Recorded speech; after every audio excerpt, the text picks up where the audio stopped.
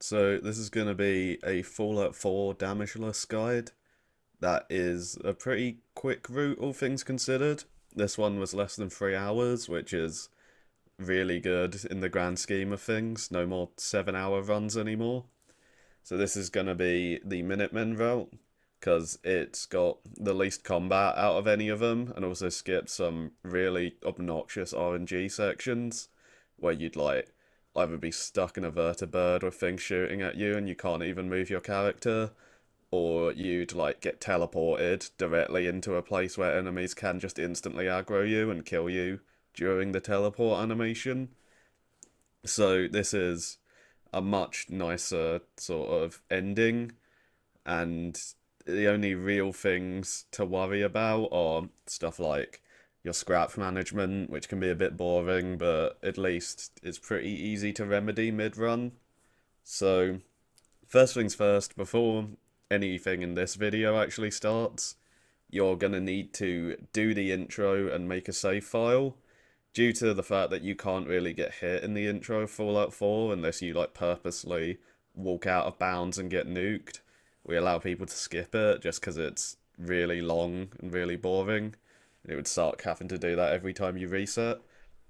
So we allow you to make a hard save as soon as your character gets out of the frozen pod in the vault and start from that. But obviously, prior to that, you already need to have actually made your character and done their special stats. So the special stats I use for this run are Strength at 1, Perception at 1, Endurance at 3, Charisma at 3, Intelligence at 8, Agility at 9, and Luck at 3. The Endurance is just to have a little bit more time sprinting by increasing the amount of action point, or lowering the action point drain even, from sprinting. Charisma is just because our early game is quite reliant on a speech check, but also buying a really high amount of gear. And so having a bit of extra charisma just makes our economy a bit nicer early on, and also means that there's no nightmare scenario where we don't pass a speech check and it just ruins the run. Then Intelligence at 8. Intelligence is just a good stat in general because it gives you extra EXP, which will be nice. And we do use the hacker perk from it at some point. And I don't know if I think the chem lasting longer perk is intelligence as well, actually.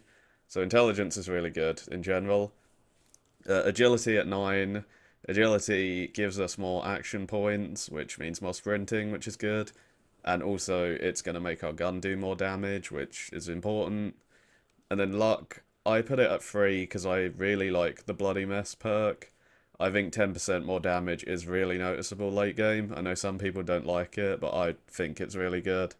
I tried doing a run without it, and I didn't like it as much. I think it's really good.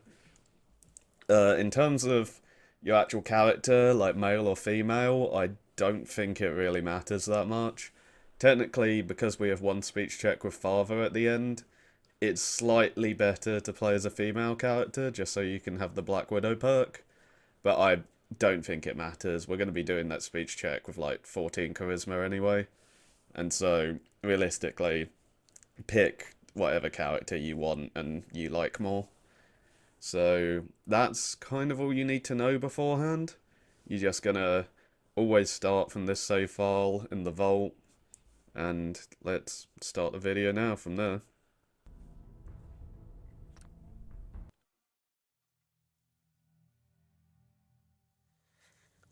So the first thing you're going to do is you're going to open this pod, because we want to loot the wedding ring from our partner, because that's something that we can sell later down the line for a decent amount of caps. Then we're going to run through here and through this door here and grab the police baton. I like to do this whole vault bit really in third person when I'm melee, because I find it makes the VATs a little easier to judge and makes it easier to see the roaches. And we're gonna do VATs melees on all of these, because it teleports you really far. You can be quite far away from them and still teleport into range, so we can stay nice and safe. We're gonna sneak through here. Now there's 2 roaches at the end here, one who sort of paths between here and here, and one who paths between this door and here. Now, a lot of the time, they'll sort of be quite synced up, so they'll meet in the middle here, and then go their separate ways. That didn't happen for me here. I don't know what I did to offset it, but this time they're sort of a little bit staggered, as you can see. This guy is already waiting in the middle, and now this guy's starting to move. But either way, we're just going to stay out of their vision range, wait for him to turn away, and then we're going to use that to kill this one. And now that the other isn't looking at us, he's not going to aggro at all. We're just going to sneak up to him and do the same. That's over to him. Now, in here, we've got two roaches. One who's sort of pathing towards the stairs and then back to the door. And then one who's pathing along this corridor here. Now, what we want to do is sort of be, a little bit down the stairs. And we're going to wait for this guy to get as close to the stairs as he gets. And then we're going to VATS him and try to kill him. And once we do that, as you're in the VATS, I sort of hold backwards on my keyboard. So I'm already ready to start descending these stairs at the end. Because then we want to wait for this guy. He's going to go into caution, but shouldn't actually go into danger. And so he's now going to come and check us out. And then once he gets into that similar sort of range to here, we can do the same and use VATS to kill him. So he's coming over. I'm going to teleport onto him like that. And start moving back now. See, he's coming to check us out. He nearly goes into danger, but not quite. Because we're hidden from there. And get him too. So that's a really consistent and really easy way out of this first sort of vault section. Because that can be a little annoying. We can grab our gun here and use the terminal to open the door. There's also another gun which we can sell and some more ammo there. Now in this room there's multiple roaches sort of around the walls and on the floor. And one is gonna, jump down there that you can see. Once we've shot all of them, it's pretty easy. You don't have to worry too much. We're gonna run out here. There's gonna be this roach here. And then as we get to this sort of skeleton, another's going to pop up, and we're going to kill him. And then we can just grab the pit boy. Sometimes if you didn't manage to kill the two roaches, the second two, like with the staircase, say like he accidentally went into danger and you had to run away instead and sort of loop-de-loop him around, he might still not have aggroed by now, or not have de-aggroed even. And if he is aggroed to you, you cannot pick up the pit boy. So you need to sort of venture back into the vault. Now that you've got a gun, it's a lot easier. And you got to go find him. Here I'm just showing my special stats for Team Hitler's verification, even though I wasn't going to get this one verified. And here also showing my difficulty. You should be playing on normal. If you want to have it verified, you can't go below normal.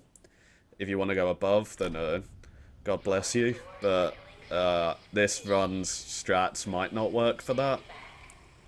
But if you're a baller, you'll figure it out on your own anyway. Another thing is, this vault has a lot of junk and stuff in it. I personally do not loot it, because since we're loading a save file, it's all of the junk in there that is randomized is going to no longer be randomized, and I feel like that's just kind of against the spirit of the whole thing, I don't think it's against the rules to loot it, but I don't like doing it, so I just choose to only pick up the static things like the gun and the ammo and the stim packs. So we're going to sit through an incredibly long cutscene of the vault coming down, because this is Fallout 4, and it wouldn't be Fallout 4 if you weren't just forced to look at random shit constantly that you can't interact with at all. So here, we're just going to leave. In theory, if you really wanted to min-max, you could start your character with 10 intelligence for a little bit more XP from this vault, and then set it back down in the character creator there. I just don't think it matters at all. I think the time you waste doing that is probably more annoying than just having a bit more experience is good. But if you really want to min-max, then that's an option.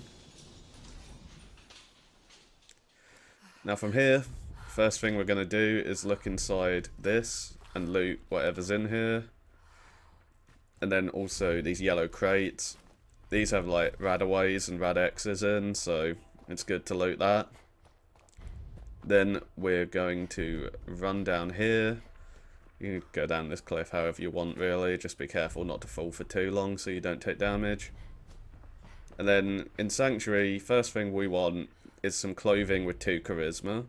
So we're going to check on top of this car. And I think I just got it automatically on this run, which is nice. You're not guaranteed to get one every time.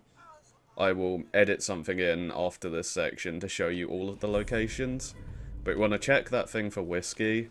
And we also want to pick up the Grognak comic just so we can sell it. And any loot that looks good. Check that. Sometimes that thing's empty. And we want perception from the Your Special book. Because that means we can get the Rifleman perk.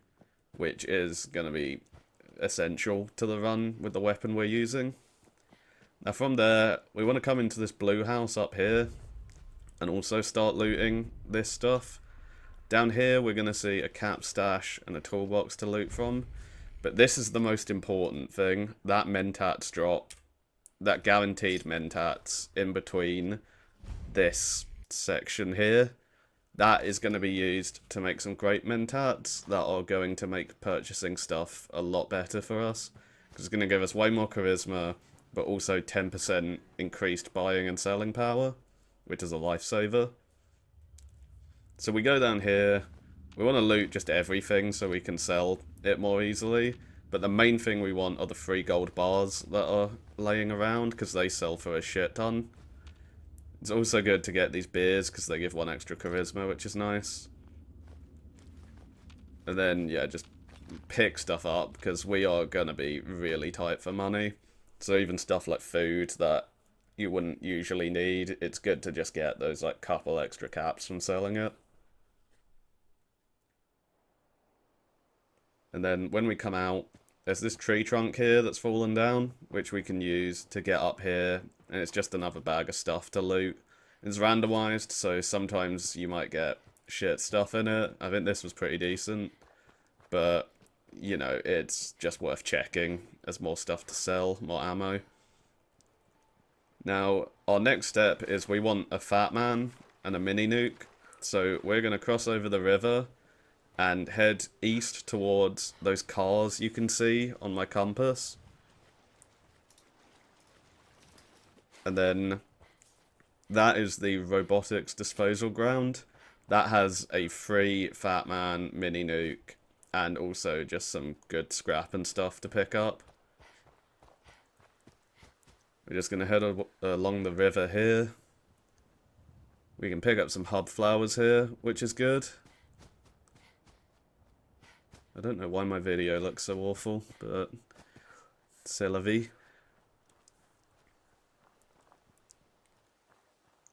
So our fat man is on top of this car here. I'm going to pick that up. Then we can search in there. That's got a military grade circuit board, which is one of the things you need for the Institute teleporter. So we've just already got that picked up, which is nice. That magazine, once again, can be sold. There's another circuit board to pick up there. And 2 stim packs. Now this mini nuke here, you can't just pick it up when you first look at it.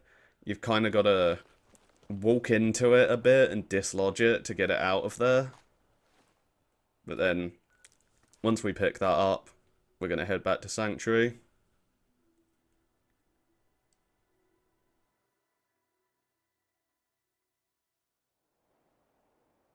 And now, we want to get this workshop, and we're just going to take all of the junk that's in it, because we want to use that to improve our weapon later. And I think now I'm going to edit in something to show you how to get some of the other locations for charisma gear in Sanctuary. So this is obviously the first one that we grabbed on the way here. And then in the house next to it, in this room, we've got a dresser, which, what you know, has got charisma clothing in it. Then in our house, when we went to grab that special book, there's also this one in here and this one there. They can both have things in them.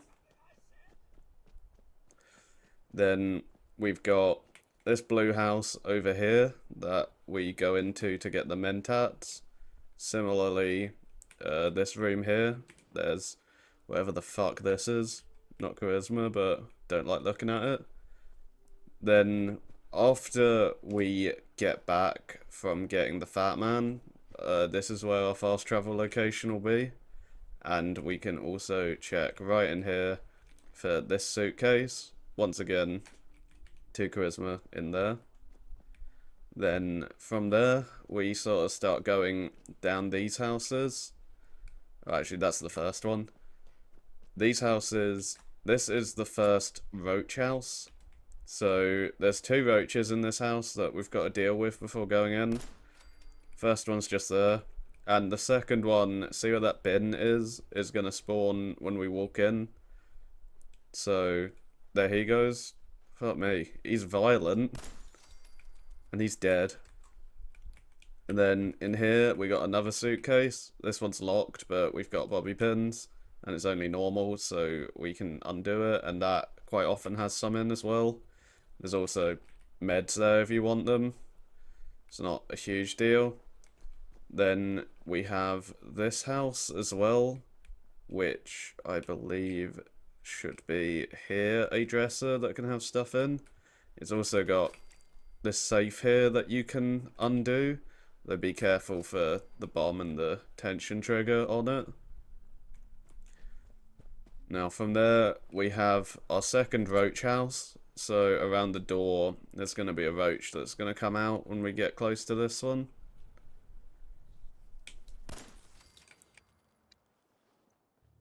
And similarly, I think in here, some pre-war money in a dresser. I don't know if all of these dressers have a particularly good chance of having stuff in, but they're always worth checking. And now, if it's kind of gotten to this point and you've still not found anything, your lost potential option is that you can talk to Codsworth to do his whole intro quest. And he's gonna tour around all of these houses around here with bloatflies in, like this one here, and I believe this one over there, that blue one.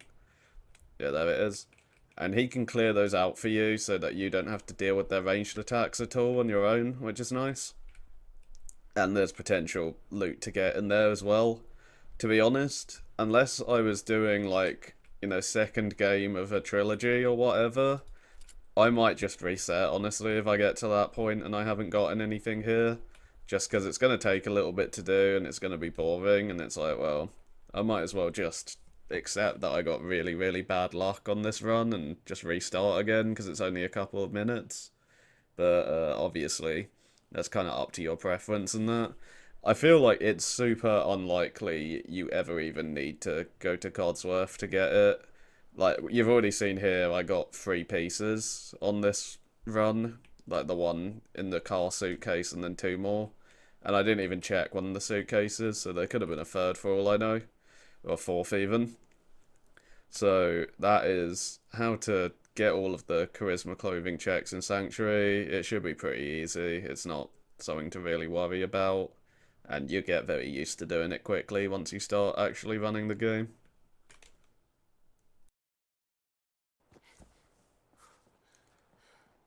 And so, as we leave Sanctuary here, we're going to see the body of this drifter down here, who we're just going to loot all of his stuff off of him, just because, once again, more stuff to sell.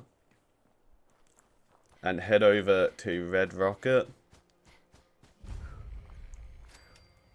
And similarly here, we're going to discover this, take everything from the workshop, and then start looting everything here.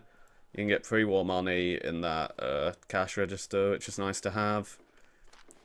Loot the chems, sometimes you'll get good ones in there, like Jet or Psycho. And head out of there towards Concord. We're going to run a little bit in just to discover it for later. And then once we have, we'll turn around, go into this house. There's some caps in here to take, and a free Nuka-Cola Quantum, which can just be sold later. Some bobby pins in there, and also a chem box there. And then we're heading towards Abernathy Farm first, just because it's a good fast travel point for something later, and it's going to give us a bit more EXP. It should be enough to level up, which will reset our sprint as well, which is nice.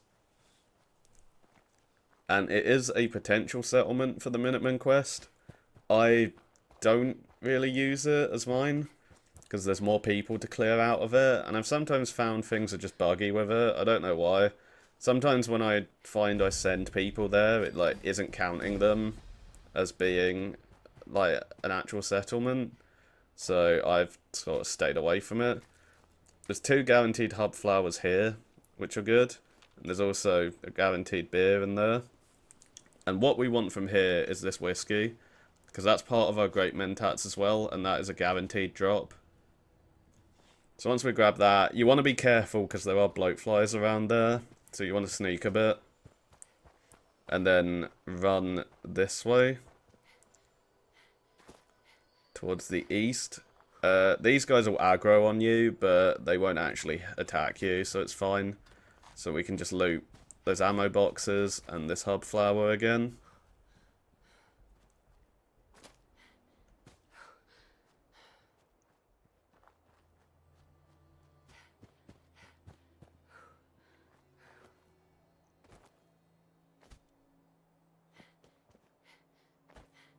And now we're heading sort of towards Drumlin Diner. We only really want this for the loot that's there and a bit of EXP. Sometimes people will do the whole like shootout with the 2 raiders who are there. Like if you stand on top of the diner by jumping up on an umbrella, you can shoot one of them to start the fight and then just wait for the people in the diner to win and loot them and get some extra caps. I don't think it's really worth it. I think it takes a bit of time and I can't be bothered to do it. So now, I'm going to head this way. You got to be really careful here because there are mines in this sort of patch next to the road. So I'm trying to stay a little away from it. And we're heading towards Starlight Drive-In because we can loot some pretty nice stuff from here. So we're going to get gas canister, that's got oil, which is good for later. And also, inside of here, we're going to find, well, I'm going to break a lockpick because I'm stupid, but we're going to find a fusion core, which sells for good money. There's also loads of aluminium and shit like that. It's nice to have. And so you'll notice I don't go any further than the fusion core in there. And that's because if you go too far, a roach will spawn. And it spawns in like a little bit of an inconvenient location. So I just can't be bothered dealing with it. From here, we're going to head just down this road south. I found if you just stick to this road, you're going to be completely fine. It's going to just work out every time. I've never had something go wrong just walking down this road. I think if there is anything that can happen, it's like such a low chance, it's barely even worth thinking about. But I'm yet to see it, so, you know. Probably safe. Here, on top of this container is another yellow crate that can have rad stuff in. We take a lot of radiation damage this run, and so it's good to like keep picking that up when you see it. Similarly, hub flowers are another part of great mentats, and so every time we're walking past one, as long as it's safe, we want to be picking one up. And here, our next stop is going to be Grey Garden, the place with all the Mr. Handies in. This is good, not only because it's a really solid fast travel spot for later in the main quest, but it's a pretty easy settlement to just acquire through non-evil means. So we want to discover that. A lot of runs previously, including my last one, people will go to the Brotherhood of Steel police station here, and they'll do the start of that quest for some EXP. I don't do that anymore because it feels really RNG to me. Sometimes it can just go horribly wrong. So instead, I head down here, jump through there. You got to be careful for landmines around here, but if you sort of follow this general pathing, you should be completely fine. And then we want to head round here towards this bridge, and we're going to jump onto this boat down here because it has got a sea captain's hat guaranteed in it, which gives 2 endurance, which just means more sprinting time. I mess up here. I should be trying to grab it through that window, yeah. There was a lot of rads around there and some Mirelurk eggs, so just be careful about how you handle that. As long as you're fairly quick, I mean, the rads don't really matter that much. So equip that, and then we want to discover Beantown Brewery. Once again, that's a good fast travel spot for later. And we're going to head towards Oberlin Station, because that is going to be one of the settlements we plan to use. And it's also a bit of EXP. And also good for taking a wide bearing around here. Because Fallout 4 has a lot of random encounters you can get in the world. And they won't always be there, but they'll always be in the same sort of spots. So you can see from here, I'm looking around this area and trying to keep quite a wide path. You can often get a super mutant convoy spawn down there. And they've all got guns and are scary. And they are right in the way of where we want to go. So if you see that, the place we are currently is kind of safe. I'd honestly recommend just crouching down there and waiting for them to pass.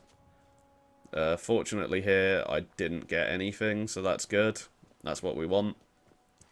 But Fallout 4 is all about being very perceptive of these random encounters and trying to avoid them.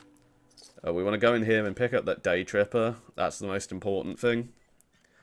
And we're going to go into this room where we can get some fertilizer and a bunch of pre-war money to sell, as well as another day tripper. So here, we make our great mentats, and we also make as many jet as we can using that fertilizer. The jet is just nice to have early on, just in case. And we also take chemist, which is going to make our jet last longer, which is really important in this run. So once we've created them, we want to take quite a high bearing to Vault 81. And that's because near the gate, down over here, you can see I'm checking for it there, you can get a bear spawn. And so if you go the lower path down there, you'll sometimes come face to face with that, and it's just not very fun. So here, we want to equip our charisma clothing and take the day tripper, the Gwyneth Stout, and the great mentats. So this will put us up to like 14 charisma or something like that. So we're not going to have any sort of problem with dialogue checks, and we should be getting good prices all around. So for this conversation, we're going to pick down twice to skip through. And then the third one, there's going to be a red speech check on the up arrow. And we're going to take that. You should always pass. I've never had it fail with this setup. I think 14 charisma is basically unfailable. And then we're going to head through here.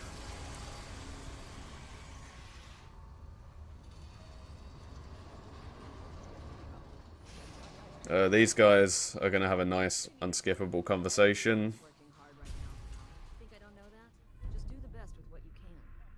And then after they finish, we're just going to spam through all her dialogue so that we can get into the vault. Sorry about that. As you'll soon see, we've never... No. Not anymore. I'm sorry. What? They had us cryogenically... Oh my... Here. I'm impressed you maintained a successful vault. Thanks. With some... Interaction is a good thing. So, and now, if...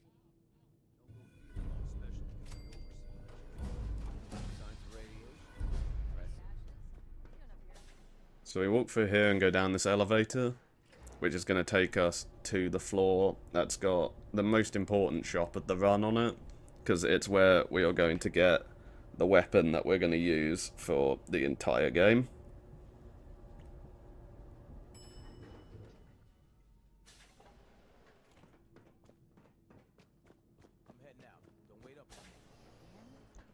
So we want to talk to Alexis here, and just spam downwards until she lets you barter with her. I didn't even notice. Thanks for me. I might be interested in buying or great. So we want all her 45 ammo, the Overseer's Guardian, and that went a bit quick. We want, yeah, the Overseer's Guardian here, which is a weapon that's special ability is that each bullet you fire will fire twice. So you get 2 shots, but only 1 bullet expended, which gives it some really crazy damage. And we can mod it so that it's both a good, sort of consistent DPS weapon, as well as a good sniping weapon. So it's just going to be a really good, like, jack of all trades in every situation. And then after that, we want this Destroyer's right leg as well, because that gives us 10% bonus movement speed. And later on, we will also get the left leg part of this. And just having 20% bonus move speed in this run, with how much walking we do, it's going to make everything so much faster in general, and also mean that there's points where you'd maybe have to kind of be careful about aggroing some enemies, where it actually just does not matter anymore, because they will never catch you because you're so much faster. And so we are going to buy all of those, and then start selling as much as we can. We want to keep 110mm pistol ideally, but then everything else that isn't the Fat Man or good clothing we're selling, including those wedding rings we picked up. And obviously we have our gold bars as well, which are gonna get rid of a lot, and our pre-war money. I didn't get much this run. And then any ammo we don't really need, we can sell as well. And those fusion cores, which is big. And you can see sort of as we're going, it's getting closer. I personally like to also just sell like food and shit like that, or drugs that we don't want, just because I want to take as much of her money as possible for later in the run. Stim packs, I like to keep a couple just to keep my health topped up, for the sake of, like, not, well, it being easier to figure out if I've been hit, but you don't really need them beyond that. So once we've got that, we're going to bind our jet to a hotkey if we have it, same for Psycho, as well as binding our gun to a hotkey. Then we're going to equip our movement speed gear, and we are just going to head on out. We can skip past this. And leave the vault. And head towards Diamond City. One thing you might notice at points as well is this run is a little bit spliced, but that was mostly because of crashes and bugs that I didn't want impacting the visuals of the route. I wanted to see exactly how long it takes. So it wasn't because of getting hit at any point, which is what matters. The run itself is consistent. It's just Fallout 4 is not consistent.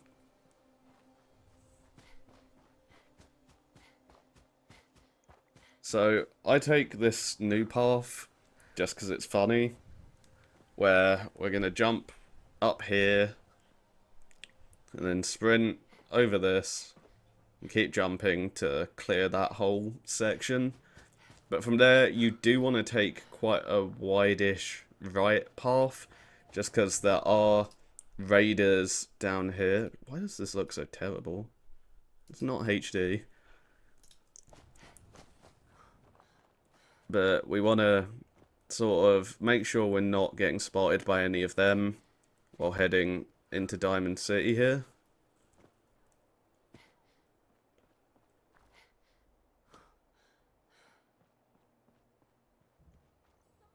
Now, you can, if you want to be extra safe, just spam through all the Piper's dialogue here and wait to be let in.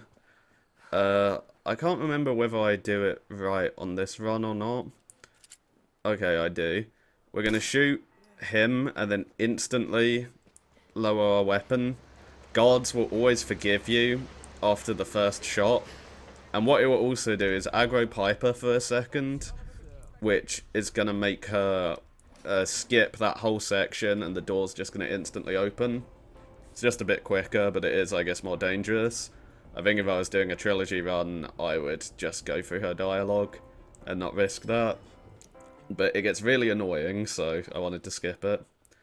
In the mayor's office, we're going to just call the elevator early, just so it starts coming up. We want to make sure we're hidden before we steal this stuff, and then spam through this terminal. Playing the actual minigame is cringe, and I refuse to do it. And so I just keep using it until it works on its own like that.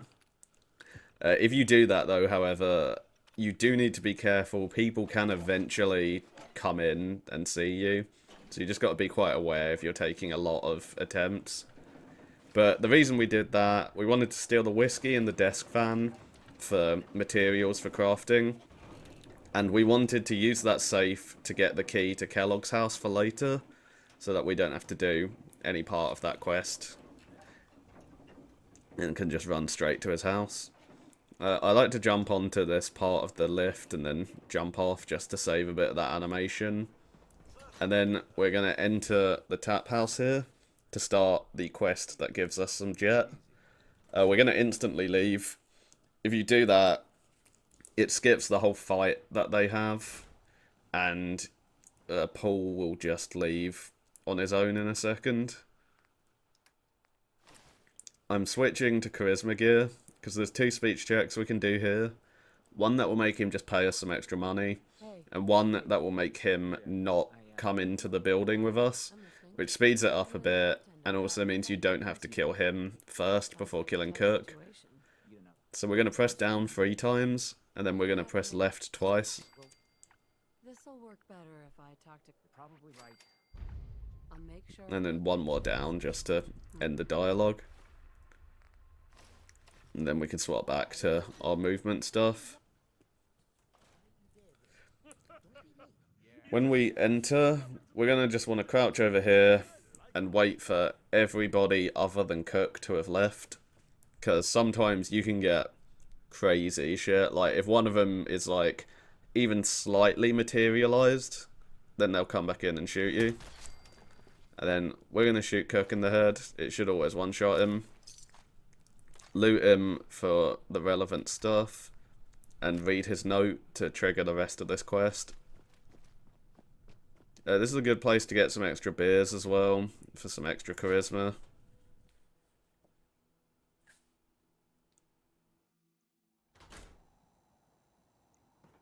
And from here, we want to head down to the weapon workbench, because we're going to set up our gun in the way that we're going to keep it for the rest of the run.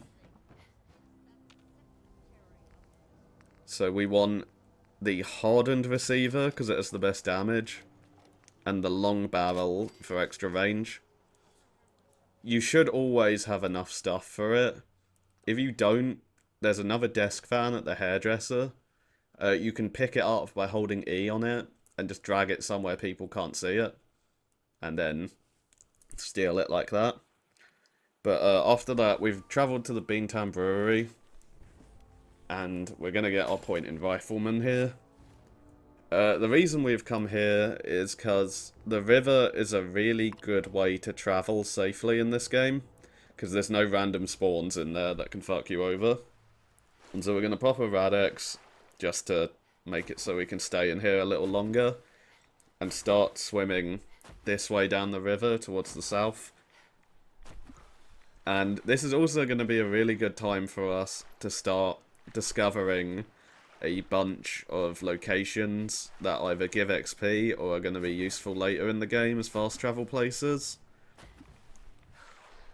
So first up, at this drawbridge over here, we're going to go through this arch here, the second one, but we're going to really stick close to this sort of leg of the bridge around here, so that it discovers this boat as a location. Don't swim through there. I've been hit doing that. Just keep to this bit and get your EXP. That's not useful for anything else, it's just EXP, so you know, why not? And now we're looking for this little bank of dirt here, because that's going to discover CIT ruins, which is going to be a good fast travel point for Greentech later in the run. And now we are swimming towards this collapsed bridge here, where we want to get ourselves onto it and walk up until we sort of get to the flat part with this break in it. Because if we look through here, there is the chem deal. We want a proper jet, and then just snipe everyone except Trish.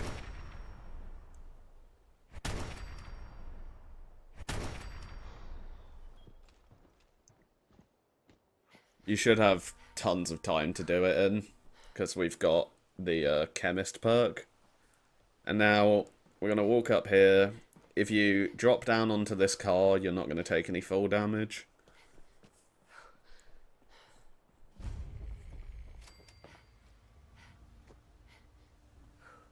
Now we'll talk to Trish. She didn't have much to say. We're going to loot. He has a lot of caps on him. We'll loot Trish's note to progress the quest. And then these guys all have good ammo on them. You can also take some of their stuff to sell. And then we're gonna take all of that from these crates. I think one of them like flashed up for a second there, and I thought there was more that I'd missed, but there wasn't. And so now we're gonna have 50 jet and 50 psycho, as well as 50 buff out and mentats for us to sell. And that's gonna be our bread and butter for this run. It's gonna give us extra damage from the psycho, and the jet just makes so many situations so much easier, because we can kill people before they can really fire back at us, and it also lets us make some cool jumps and stuff and skip some sections just by being so fast that nobody can really aggro to us. So Jet is the lifeblood of this run.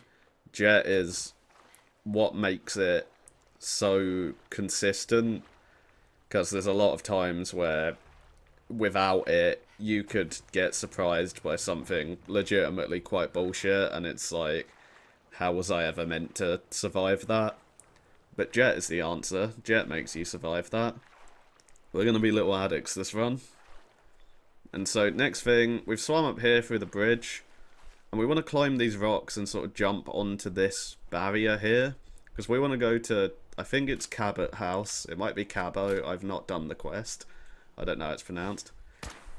So these dogs here, I think I should have maybe brought to Psycho, or maybe not. Maybe I just didn't hit the right spot, because we want to take them out. The middle one is an alpha, which is going to have more health. So you always want to kill that one first to get the sneak attack, and then just pop the other two afterwards. And we're going to walk through here and turn left here to discover this location, which we're going to use a ton. It's such a good place. And now we want to head to Old North Church, and we're going to do that by the river as well. First things first though, we want to check this bridge, because this is a big random encounter spot. Sometimes you'll get super mutants here, sometimes raiders, sometimes just settlers who aren't going to do anything. If it's raiders or super mutants, you do not want to sprint at all here. You want to sneak through, try to get into the river, and just swim under. I found that as long as you haven't sprinted, they're usually not gonna see you.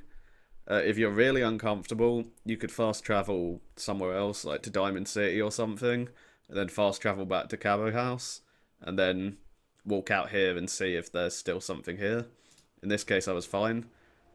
So I'm jumping back in the river, and we're going to swim up here. The reason I want to discover Old North Church now is that if we do it later, we've got to actually enter the church through the path that we're going, and that's gonna mean that we actually have to walk through some ghouls, whereas we can get a fast travel point from quite far away from the actual church, and then if we fast travel back later, we will have skipped those ghouls. And so it just makes that section a tiny bit more comfy. Realistically, probably does not matter at all, but, you know, anything you can do to avoid an enemy is nice. So we're going to come through here and start sneaking, because on our right there is a raider compound, and we don't want them seeing us. Sometimes you'll go into caution here. I don't think I've ever been actually seen. If you're really scared, one might just use a jet and use that to sort of get out of range by being faster. So we're going to head down this alleyway, and we're going to get the Old North Church fast travel point there. Nice and easy. So now we're going back to Cabo House, which is what I'm going to now call it for the rest of the run, because I don't actually know, and that rolls off the tongue easier. I can't say my T's properly. I know, when it finally decides to load, no big deal. Fuck me. Okay. We're gonna leave this way south, and we're gonna walk through here with these orange, whatever they are, and head towards Good Neighbor. This can be a random encounter spot.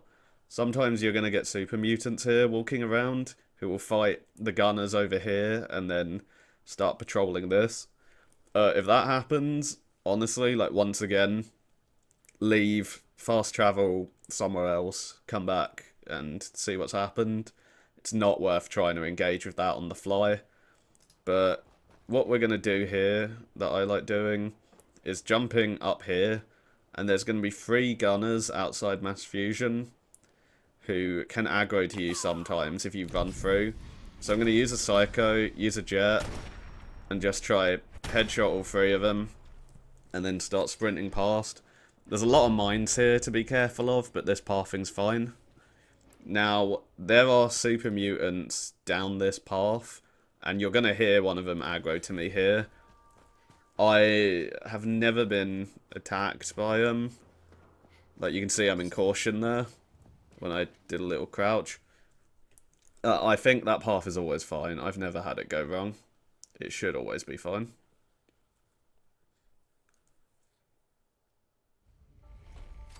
Now, in Good Neighbor, gonna shoot this guy just so I don't have to deal with his dialogue.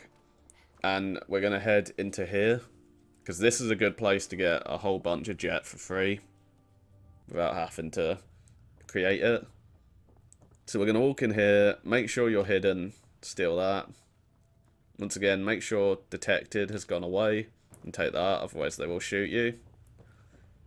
And head up here. There's a couple more here, so once again, wait till we're hidden and just take all of that. This one you can close the doors at least, so it's a little easier.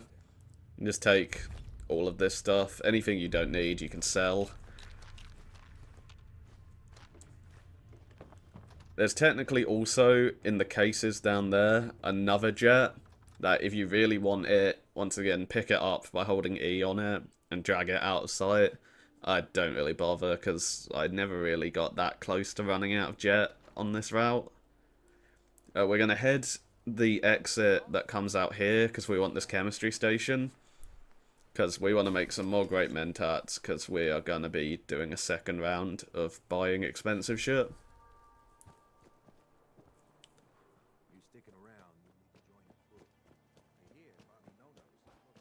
So we will head back to the shops around here.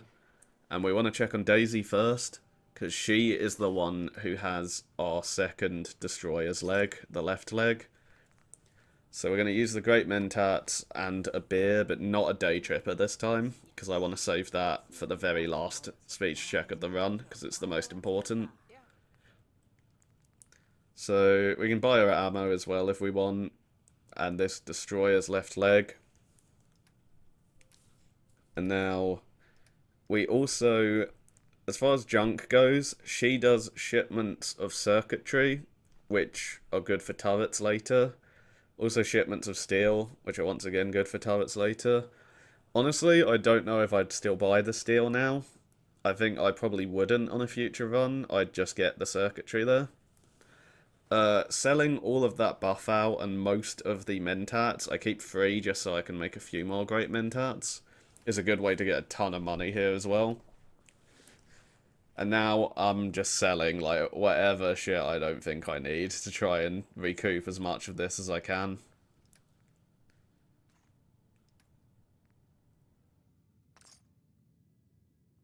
And we're going to buy that. And we're going to head over to Cleo as well. Cleo does oil shipments as well as 45 ammo.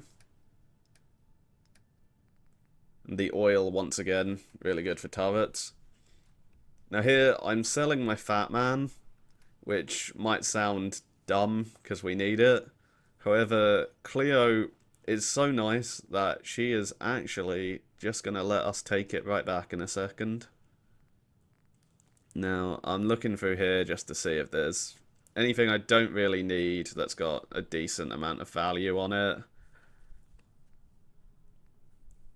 Just to try and recoup a bit. You don't have to recoup it all. And so now, we want her mini nuke. So we're going to hold E on it, drag it upstairs, wait for detected to be gone, and pick that up. And similarly, she's got a nice Fat Man out here for us.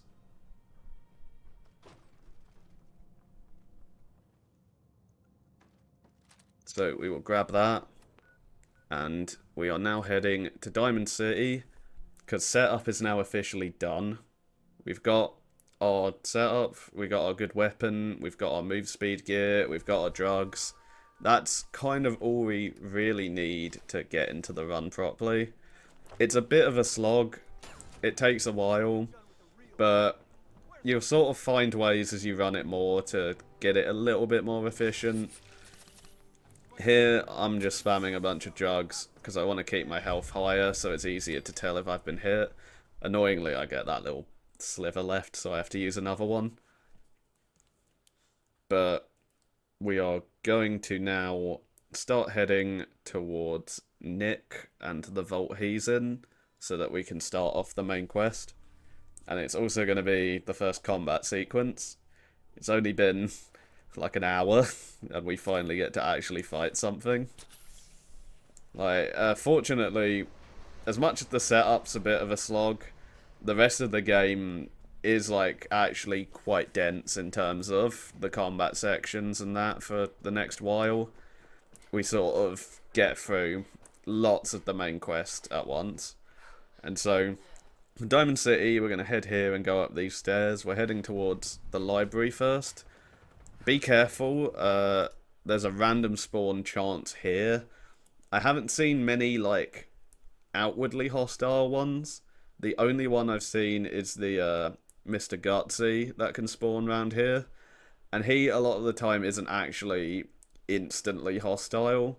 So as long as you like avoid any sort of talking to him and just sprint away, you're probably fine. Now, we're going to wrap around the library here. Sort of try stay quite close to the wall. And run across here. I like to then take quite a far left path here over this car, because there can be some raiders like around here. And I'm going to wait until I'm in line with this green truck and then start sprinting.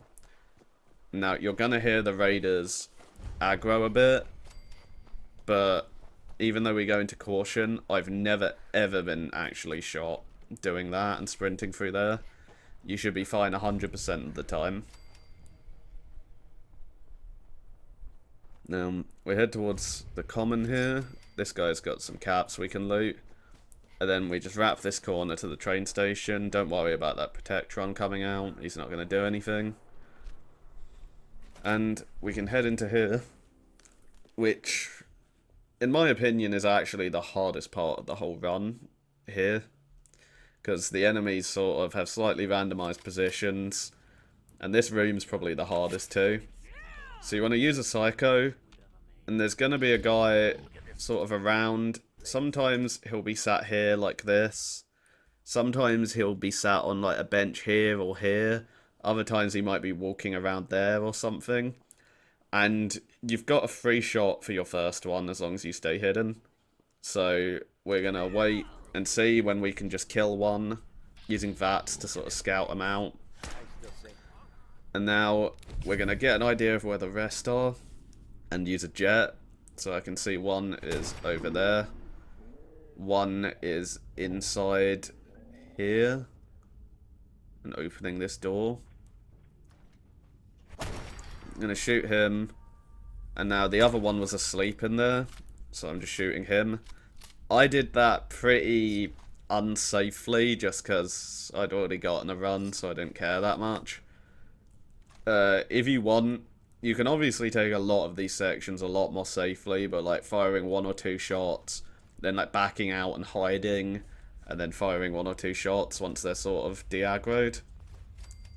So from here, there's gonna be a lot of enemies down here, but the strat that I usually use here is that I will just look down, I'll see my first one, shoot them, and once I've aggroed the rest, what I do is I just use VATS a ton to sort of scope out the first one that I can shoot, and then I will instantly cancel the VATS by scoping, and then shoot them. Doing it that way, the VATS will sort of auto-aim for you in a way. It will like turn your character so that once you scope on them, you're basically already aiming at them.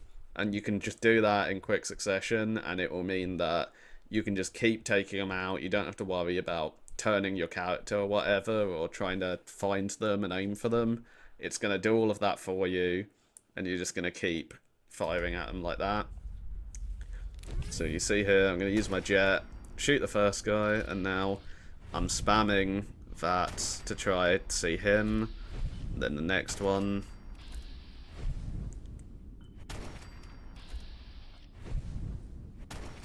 There's some right down there as well, sort of hiding behind them. See, my jet there has run out, and so I'm sort of trying to head back behind there for cover. Because in Fallout 4, enemies, even if they aren't aggroed to you, they're still in caution. If you fire enough times while in caution, they will sort of just start randomly firing towards wherever they think you are. And when these guys have submachine guns, you can just sort of get accidentally hit by them due to that. So once the jet runs out, after you've killed a bunch of them, you really want to sort of hide a bit just to make sure you're not getting RNG shot by their burst fire. And then I'm playing this a bit too aggressive again. That got quite unlucky because both of them, as I use my jet, have run behind pillars so that I can't shoot them. So this jet's kind of wasted. I can just about get that guy after. That was a little lucky as well that the pillar blocked for me. Most importantly, never actually use VATS. Like, use it to aim, but then don't actually, like, click the button and use VATS. It's dog shit in this game. It's terrible. You aiming with jet is always going to be better than Fallout 4 aiming for you, especially because you'll get stuck in the animation as well with VATS. So don't do that. Instead, just shoot for yourself in jet after it's aimed for you. So I want to loot all those guys for ammo. Pick up that oil canister too. Now here, there's going to be 3 guys. 2 of them will basically always stand next to each other near this sort of ladder to the vault. Other people, or the other one, he can be a couple places. Sometimes he'll be asleep right here. Other times he'll be with them over there. And other times he'll be sort of right at the edge of this platform, walking along on his own.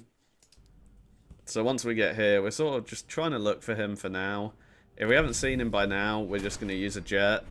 Kill the 2 that are always next to each other. Missing all your shots really helps. And then we saw that he was there. He didn't have time to aggro because of the jet. And then we'll take him out. Sometimes you can sort of shoot him first and then use the jet and then kill the other 2. It's kind of just up to whatever you think looks best at the time.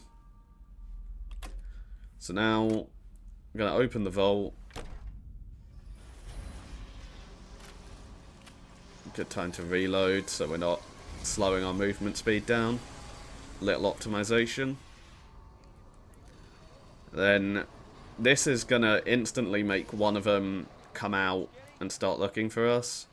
But he's not actually aggroed yet. And so he's just going to walk out. We can kill him. There's a guy in this room. He has a baseball bat, so we don't really care about him. And he's pretty much always going to walk nearly to the door and then turn around. Level 5, there's a couple options for what perk you can do. Either next point in sneak, bloody mess, or ninja. I chose ninja on this run. I honestly don't think it actually helps in this vault. I think in this vault, your damage is so good, you should probably always just go for the sneak one. But either way, we walk down here. We'll shoot these two who are talking to each other. And now this room is going to be another really hard section. So essentially, there's going to be a lot of guys in here who can see you through the floor, but you can also shoot them through the floor. So it's kind of a trade-off like that. There's usually quite a few of them walking around here, some around there, and others sort of in a room at the end. If you get really unlucky, some of them would have gone all the way down onto the floor level, where it can be quite hard to see them and shoot them. So we're going to do a similar thing here. We're going to look for them with that. And then once they're sort of starting to see me here, I'm looking for them, just shooting them as soon as I get something on them. And now we want to be careful. We've done 4 of them there. So I know there's still, I believe, 2 left that are going to be in that room over there. Or it might be 3, there might be 7. It's either 6 or 7.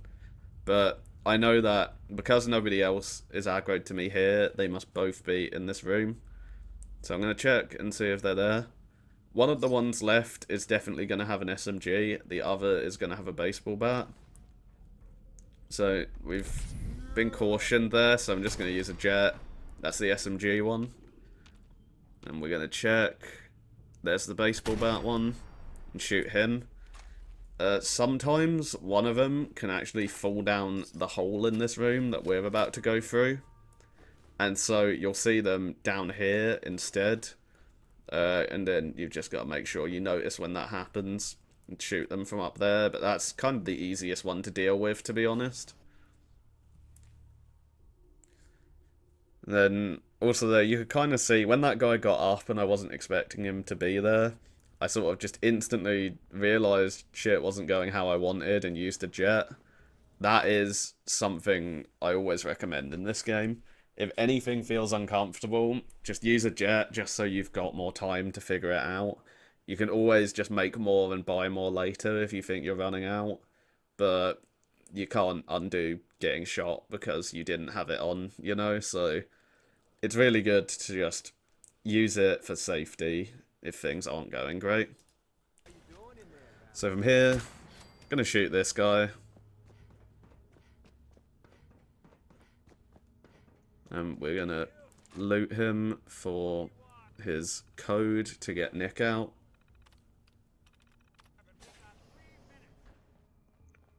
Gonna get the bobblehead, wait for Nick to start speaking. Sometimes he'll like wait a whole minute before he will speak to you here, because Fallout 4's dialogue is bugged as shit and terrible. But we're just gonna wait. We can spam downwards on all this dialogue, none of it matters. Then from there, we can loot junk and stuff from out of here while we're waiting for him. We obviously move a lot faster than him. We'll open the door just to get him out of here a bit quicker.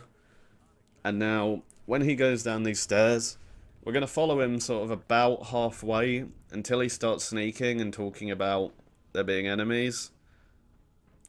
And then we're going to leave. We're going to come up here. There's going to be 3 enemies coming through this door in a second. And they all line themselves up pretty nicely for you. And they aggro so slowly. And like don't really do anything. So you don't even need a jet for them. You can just kill them like that. I've never had any problems with them, really. They're, like, really dopey and stupid. So, we gotta wait for Nick to get here, because we can't unlock this door. I guess you could probably sit on that bench and press T to wait an hour. I'm not sure how much quicker it even is. It probably is a bit quicker. I've just never even noticed that bench is there until now. But either way, wait for him to come and get this door open. We kind of from here really want to make sure we're getting ahead of Nick, because companions in this game suck. Companions get you killed because they can get you seen when you're sneaking by walking out too far. They also really like pushing you out of cover during firefights. Like you might be like leaning around a door frame or something to stop yourself getting hit, and they'll just path right into you and shove you directly into the line of fire. So we're gonna head ahead of him here. We're gonna run up here. There's always gonna be a guy with a baseball bat in here. We're gonna see where he is and shoot him. That's gonna have aggroed someone in the next room on our left. Gonna pick that up for the AP. And then I'm gonna use a jet to see where this guy is. Sometimes he'll be further into this room. Other times he'll be there. Also this room. There's a guy there. And now from here, we kind of want to just keep a low profile, loot some stuff. Because we want to give the people upstairs a chance to de-aggro, so that we're not dealing with them. There's 3 whiskies there we can take. That's going to be really good for making more mentats later. Now, we're going to head up these stairs. Once again, use a jet here. There's going to be 2 with submachine guns and 1 with a baseball bat. Get rid of the 2 with the SMGs first. They should always be closer, usually. And then just take him out at the end. And now we can head up here and sit on this chair to wait for Nick. I'd probably come from the left side. I don't know if those boxes can sort of screw up enough to kill you. But it's probably better to just go from the left so that doesn't happen. Once again, another door that Nick is going to have to open for us. When we go through this door, there's going to be 4 people. It's going to be Skinny Malone, 2 guards with SMGs, and Darla. Skinny will take 2 shots to kill here, so we want to kill him first during our jet, and then we want to kill the other 2 with guns. So, I'm going to put a Psycho on, lean out of this with a jet on, and then just be really quick about our shots. Since we know it's going to take 2 to kill Skinny, you can just rapid fire on him a little to get 2 shots off quickly. And then make sure you're just one-shotting the other 2 triggermen before they can react. You should be fine every time. The only time I ever had a problem with it was when I got a bug and one of them shot me in like literally 1 frame, like quicker than they could shoot you without jet. But that's a bug, so that's not really anything you could ever do anything about differently. It's not the run's fault, it's Fallout 4's. So now we want to just leave the vault the way we came. We've killed every enemy, so we do not need to worry about any of them. We're going to get the longest loading screen of all time. I don't know why this one is always like obscenely long for me. It's disgusting, actually. It's still going. Okay, there we go. Hey, Valentine. So out of here, Honestly, we're going to wait for Nick to come out. Spam downwards for his dialogue. And then, oh, we're going to take that second sneak point. Level 6, I always do second point of sneak by then. So if I took Ninja or Bloody Mess in that vault, I will take the second point in sneak at 6. No matter what. And so then, we're travelling to Diamond City Market. Because we're now going to go to Nick's detective agency. For some more beautiful long-ass dialogue scenes. Huge time save if you sit on the chair early on. Oh God, it's really you. And then we're gonna let them have their reunion. We'll talk to Ellie here, just spam downwards to have her pay you and go on to this dialogue. So in this, first thing we're gonna go down and then right, or right and then down. It doesn't really matter, it's the same outcome. Then we want to go down on the Institute one, down on the next one, and then we want to go right on here to talk about Kellogg, and that skips 1 dialogue thing. And then we'll just spam downwards for the rest of it to finish the dialogue. Then we can just leave. And we're gonna run straight to Kellogg's house. We're gonna get there quite a bit before old Nick, so just sprint past him.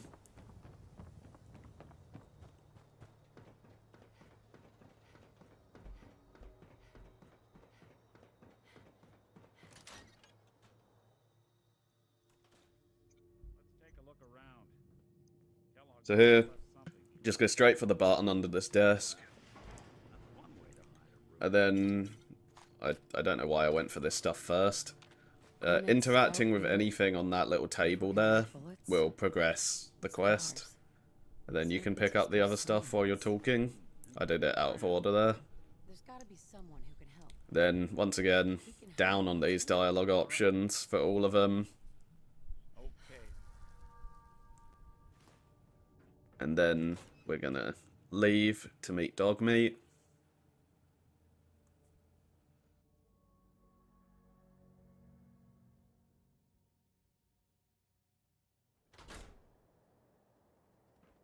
Here, we'll sort of wait for Nick to come out and start interacting with Dogmeat. Whenever he feels like it, he's evidently getting a bit lost. God, this game's fucking janky. So, we talk to Nick. We choose down as our first dialogue option. And then we're going to choose left on the second. Or right, it doesn't really matter. We just don't want him as a companion. And then it is so important you show this card to Dogmeat. I didn't on my run. And I cleared out Fort Hagen.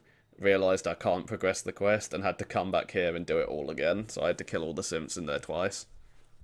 So don't do that. Instead, go to Grey Garden, which is where we are going to use as our fast travel point to get Fort Hagen easily. And then we are going to run west along here.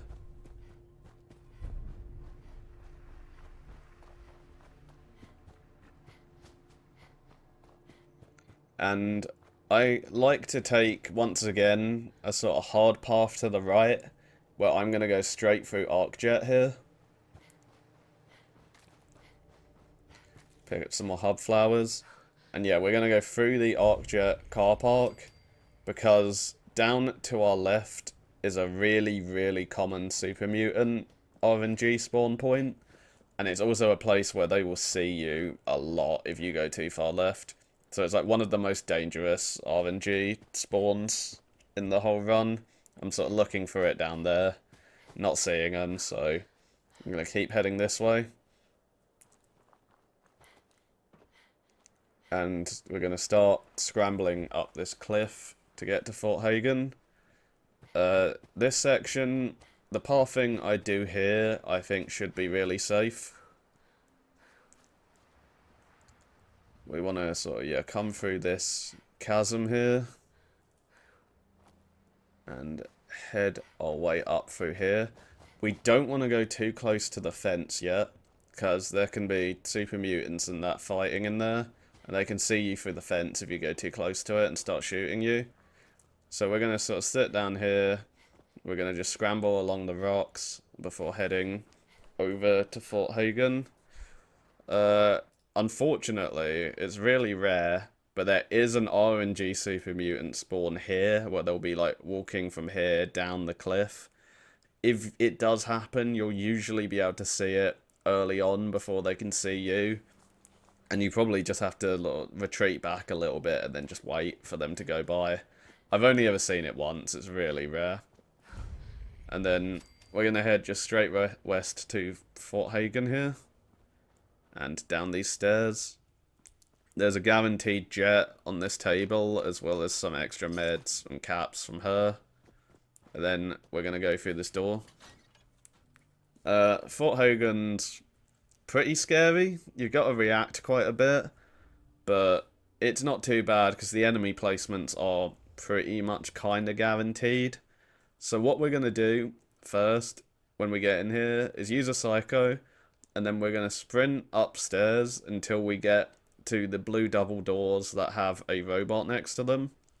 And then we're going to look down the hallway, because we're looking for two synths who can sometimes be walking in there. Other times, they won't be there yet. And depending on whether they're there or not is how we're gonna do this section. If we see them there while we're sneaking, we're gonna use a jet, we're gonna kill both of them, and then we're gonna progress to a room to our left where we're gonna kill 2 more synths. If we don't see them there, we're gonna do the room to our left first, and then we're gonna progress through to kill them in the room that they're exiting. So I'll show it here. We're running up here just to get there faster. Then around here we'll start to sneak. I'm checking this doorway here for the simps. I'm seeing they're not there, so we're going to this left room first. I'm going to use a jet. There's going to be 2 of them. They're pretty much always going to be standing there. Now as we leave, there is a frag mine here. And then these simps will be in that room. I like to wait for the jet to run out so that I can guarantee I get the full duration in here. It can be also quite hard to see simps in this light when you've got a jet on. So be careful for that. Make sure you're really looking for them. Now after this, no matter how you did that first part, which order, this part's just going to be the same realistically. So I'm waiting for my jet to run out so I can use another and run into here. There's going to be 2 more synths in here and a laser turret up there. I'm looking for the second synth now and I can't see him. And I'm worried about my jet. So I'm just going to back off again. And then use another after a little bit of a wait. Just so he's now somewhere I can actually hit him. We're going to get rid of this frag mine. We can loot this. And now we've got to be really careful. Because this gap and that do not have any form of collision, so enemy bullets can go through there and they can see you through there. And sometimes the simps will come downstairs and they will stand around here, and you can sort of see there they are on this level from my compass. And so I'm gonna start the elevator and then make sure I'm checking with third person through there to see whether I'm safe or not. I was there, so I can just go. Sometimes you are just going to have to wait that one out. Level 7, we can get Bloody Mess, or Ninja if you didn't already have it, depending on your order. You always have all 3 by level 7. So here, that synth will always walk out and open the door without seeing you. And you can do that, so once he opens the door, you can sneak attack him and the turret. This other synth in here will always be a melee one, so you can just kill him easily. Now here, you need to disable that tension trigger first, otherwise lightning's going to kill you when you open the door. And come down here, peer around the wall, kill that turret, and now you're safe. I like to dismiss dog meat now, as soon as you really get a chance. Because once again, companions, bad. Don't have them unless you're forced to. The only reason I don't do it when I first enter here is because I just like that thing of being able to instantly sprint up. And it means that those 2 simps coming out of the room can't have gotten too far out of there and end up in a weird position. So from here, there's going to be 3 synths, a melee one and 2 ranged. So I know from the compass that the ranged one is kind of out there. The melee one's always closest, so you can always tell where he is. There's a turret up here. But ideally you want to get the ranged ones first if they're in a good position, and then get the melee one. Another turret here. Now down here, there's always going to be a synth here who patrols sort of that way. There's another turret around here, I guess, down this corridor. And then there's a synth who will wrap around a corner down here like that. And now once we've killed the 2 turrets, first things first, we're going to use a jet. We're going to kill this one here. We're going to get the turret, because the other synth shouldn't have come around the corner yet. And I'm not going to bother progressing to try get that synth. I'm going to try let him come to me. I was probably braver than I should be there. You should probably just use a jet there. Because, as you can see, hitting them, they kind of, like, get knocked back in weird ways, and their hitboxes can change if they lose limbs. And so, sometimes it can be weird trying to, like, double tap them like that. If your aim's better than mine, which statistically it probably is, because mine's dog shit, maybe you don't have that same problem, but I probably should have used a jet there.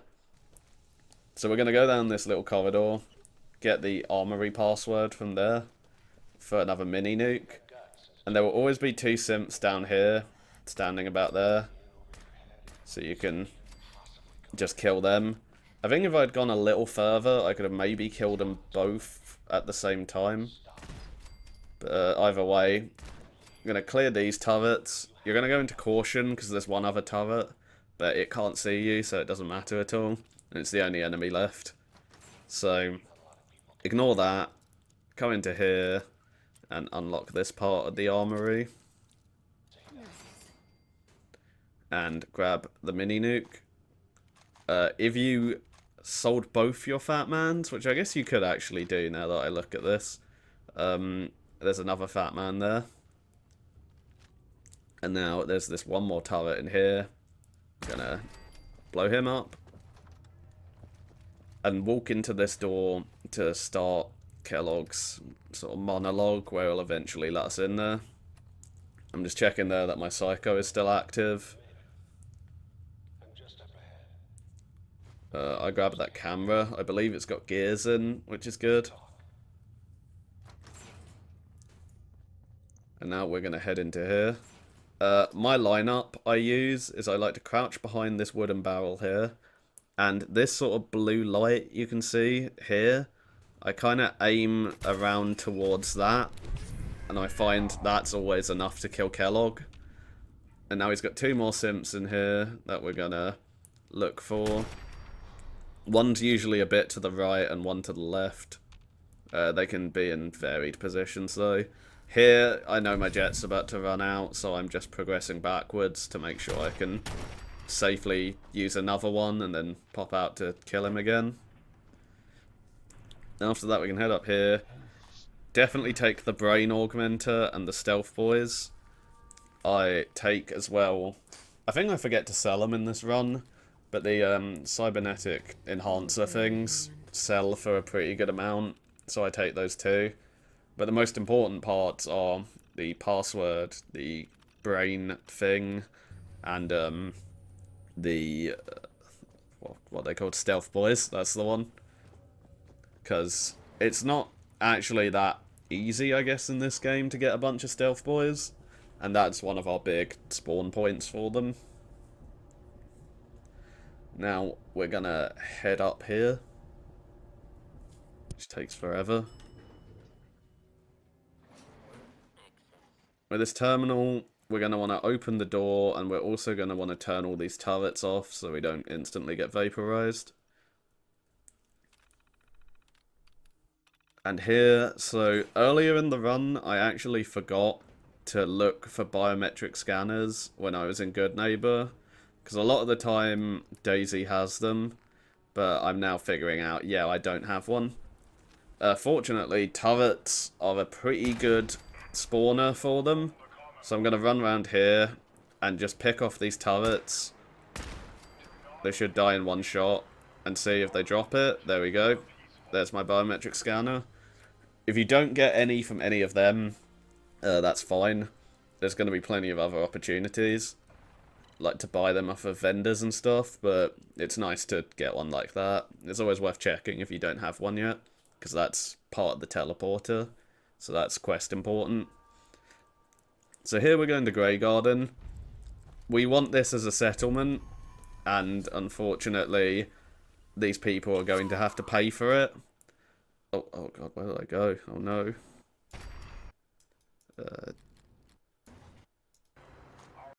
This is a professional guide. So yeah, important thing here is that only one of these enemies has any sort of ranged attack, and that is the one you can barely see because for some reason the quality's dog shit, but it's Supervisor White here. You can tell her apart because, funnily enough, she's really white compared to the others. She's got a laser gun, and that can obviously hit you from ages away. All of the others only have flamers, which have a bit of range on them, but nowhere near good range, so you can kite them out decently. I should have reloaded here, I forgot to. So, we're gonna, yeah, Psycho and Jet. We're just gonna try pick off as many as we can in here. These tomato plants are invincible, so they can be a pain in the ass sometimes. And so now I've got all the ones in here, the rest are out there, so I'm just going to let them funnel into here. Here's where I run out of ammo when I really shouldn't, usually. And yeah, we're just going to kite back. As long as we are not in sort of close-ish range, we are not going to get hit by the flamer. So if we just keep walking backwards and shooting, and then maybe running backwards if they get too close, we're going to be fine. So we're going to discover that as a settlement, and then we're going to head down to Oberlin Station from earlier. And once again, we're going to reclaim the settlement by killing those two.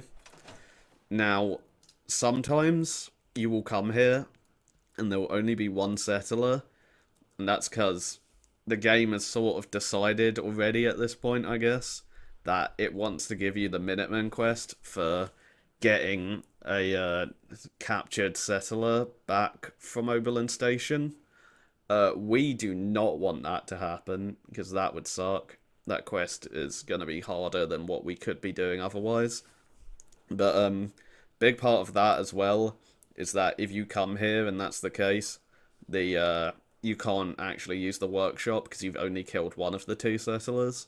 So in that case, what I would do is just kill whichever one is there, and then we're going to just leave for now, and we're going to come back later, and hopefully the other one should kind of just already be back, because you've no longer got somebody to give you the quest to go and retrieve them. So important that you sort of know that, because later on we want a guaranteed Minuteman quest to go and place a sort of radio beacon at a settlement, and if we don't get that, then it suddenly becomes a lot more RNG and annoying. So we want to avoid that. And now our next step is going to be Diamond City Market, so we can turn in the quest we just did to Nick and get ourselves the Memory Den quest started.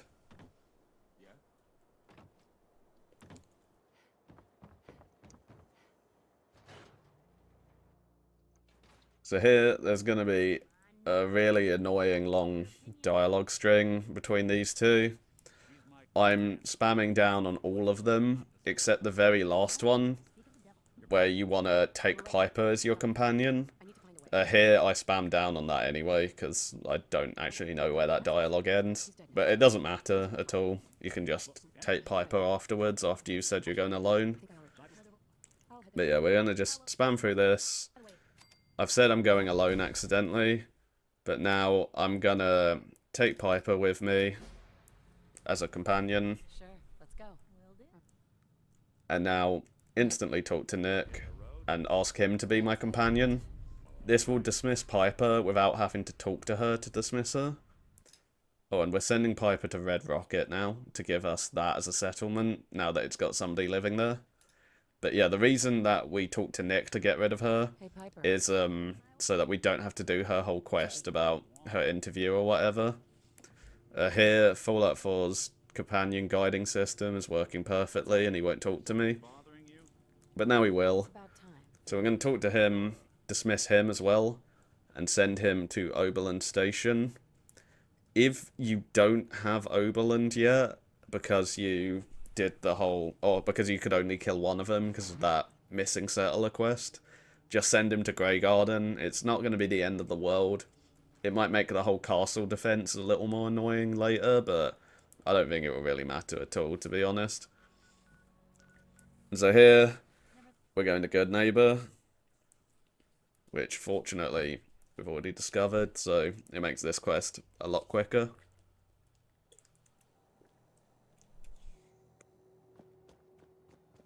And we're just going to run straight to the Memory Den. If you feel the need to buy anything, you can obviously do it now. Or if you skipped out on getting like some of the jet or something earlier, then now's your chance, but I'm just going to go straight to there.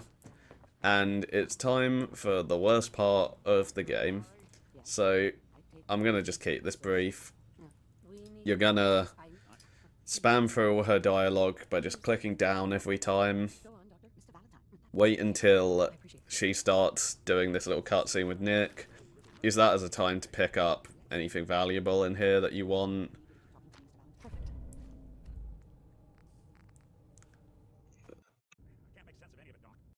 Wait for her to start this bit of dialogue. Spam down once again every time. And then get in this memory lounger. And do this unskippable long walking segment. So you don't have to interact with any memory except the very last one. So just run past all of these bits. You don't need me to show you this, it's literally just walking. You just keep walking until you get to this room with the TV in. Whatever it. Yeah, this one. And then from here, you're going to wait for this entire cutscene to just play out until the TV comes up with a please stand by, like that, and then you can exit. That's going to take ages, it's very boring. You can't get hit during it, so there's nothing really to cover. From here, you just talk to her again, and she'll tell you about the whole glowing sea quest. Leave just the way you came. Don't bother talking to Nick or anything. And then our next step is going to be travelling to Vault 81, because we're going to be using that as our path to the glowing sea.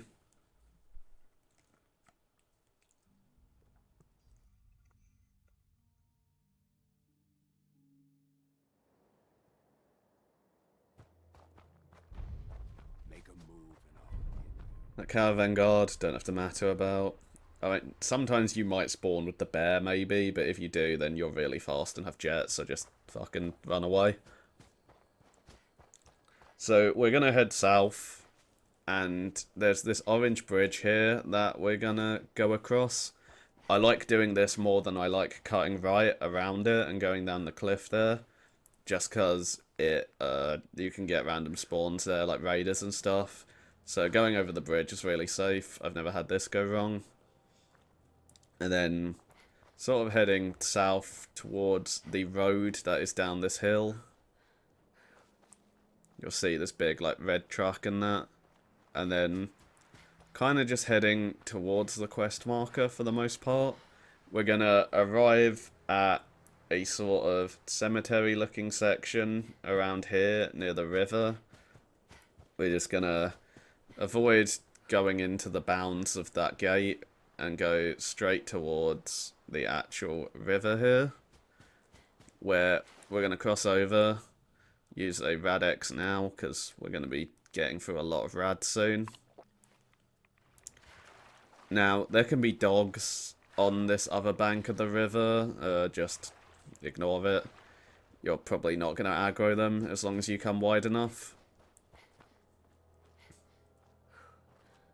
And then we're going to head up to this road here. And I'm just going to follow this road for a little bit. Because if we keep going right from here, there's a bunch of enemies with guns and that. I don't want to go anywhere near them. So we're being super, super safe. And we're just heading this way.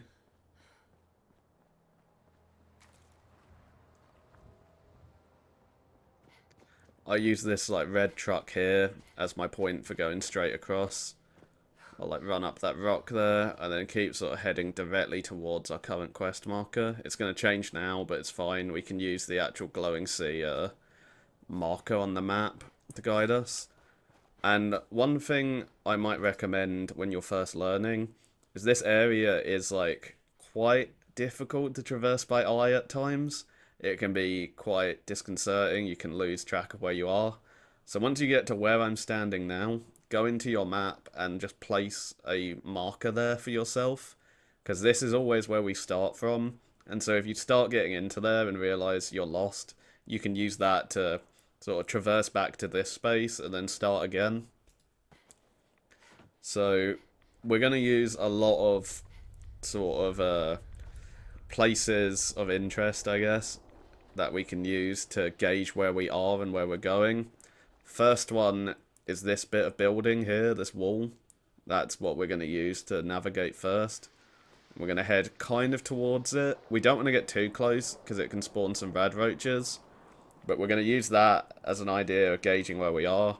Second one is going to be this collapsed highway here. We're going to sort of walk towards that. To our right here is like a lake that's got a bunch of feral ghouls in it.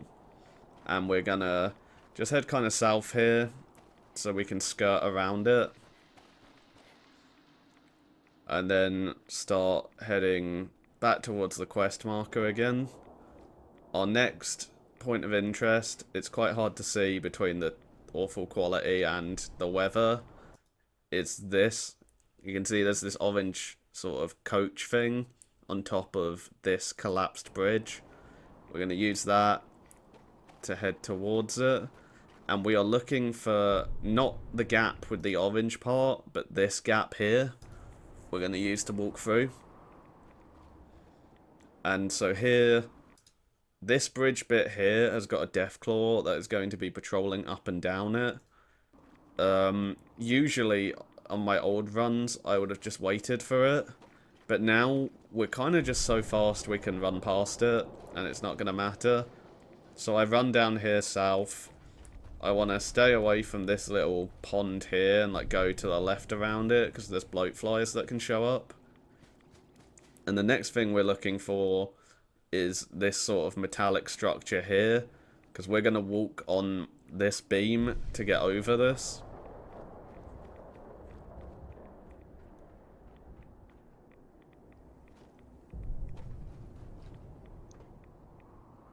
Then we're going to... You can't go that little gap, you got to go around it like that. I didn't realise the collision was so bad. And we're going to head through this little window into here. Once again, bad collision. Because there's some meds in that box. And then we're going to head left around that bit of wall to stop ourselves from aggroing any rad scorpions. And then we're just going to run through here towards this whole like chasm bit and drop down. There's a Deathclaw and there's loads of rad scorpions who might go caution onto you. I think we're kind of fast enough that they're probably not going to actually properly aggro. If you do aggro, especially a rad scorpion, because they can catch up to you, you want to just use a jet and sprint. And with how fast you are and the time slow, they're probably not even going to be able to like finish their like aggro animation before you're too far away for them to bother with you. Like, you can cover like huge distances from enemies in the time that a jet takes when you've got this much move speed. So we're going to cross the whole Children of Atom thing. And we're going to try get to Virgil's cave by sort of staying quite high up this cliff section, because there are rad scorpions down there near the bottom. So we're sort of, you know, scrambling up these rocks and whatever. Taking a pretty wide route. I've never seen anything up here aggro to me, so I think it's pretty safe. And then we can see the cave on our compass down there. Gonna use another Radex for safety. I don't think it's really that important at this point, but I've got plenty of them. And we're now going to start heading down towards his cave here. We can use these rocks to sort of get a soft landing down while avoiding that Deathclaw. And in here, we got more... Oh god, that's not it. More boring ass dialogue, which you are going to spam down on every single time. I'm just going to skip all of this, it doesn't matter. Oh, that matters, I guess. So, yeah, we're going to go through all of his dialogue like that, just spamming the down option every single time until he shuts up. And that should give us a level 9. Level 9, we get both Bloody Mess 2 and Rifleman 2. So we bank the level 8 point, waiting for that level, because they both get unlocked at level 9. Then we're just going to leave, and our next place we're going is the CIT ruins, because we're going to do Greentech. which looks the scariest out of any segment, but it's actually probably the most consistent because there's not anywhere near the same amount of RNG to deal with. It's all sort of based on event triggers, and so once you know what you're doing, you can manipulate it quite heavily in your favor. So we're gonna run down here, east towards Greentech. There are 2 Mirelurks on this beach, and they can follow you through the door for some reason. So I like to take them out here, just because, you know, it's safer to do that than have one of them teleport in and instantly bonk you. And they're pretty easy to kill. So we'll head through here towards Greentech. And this is a level that's kind of, yeah, a bunch of just small sections based on event triggers. And we're gonna go through each one individually, not be too fast with it, and just take it nice and safe.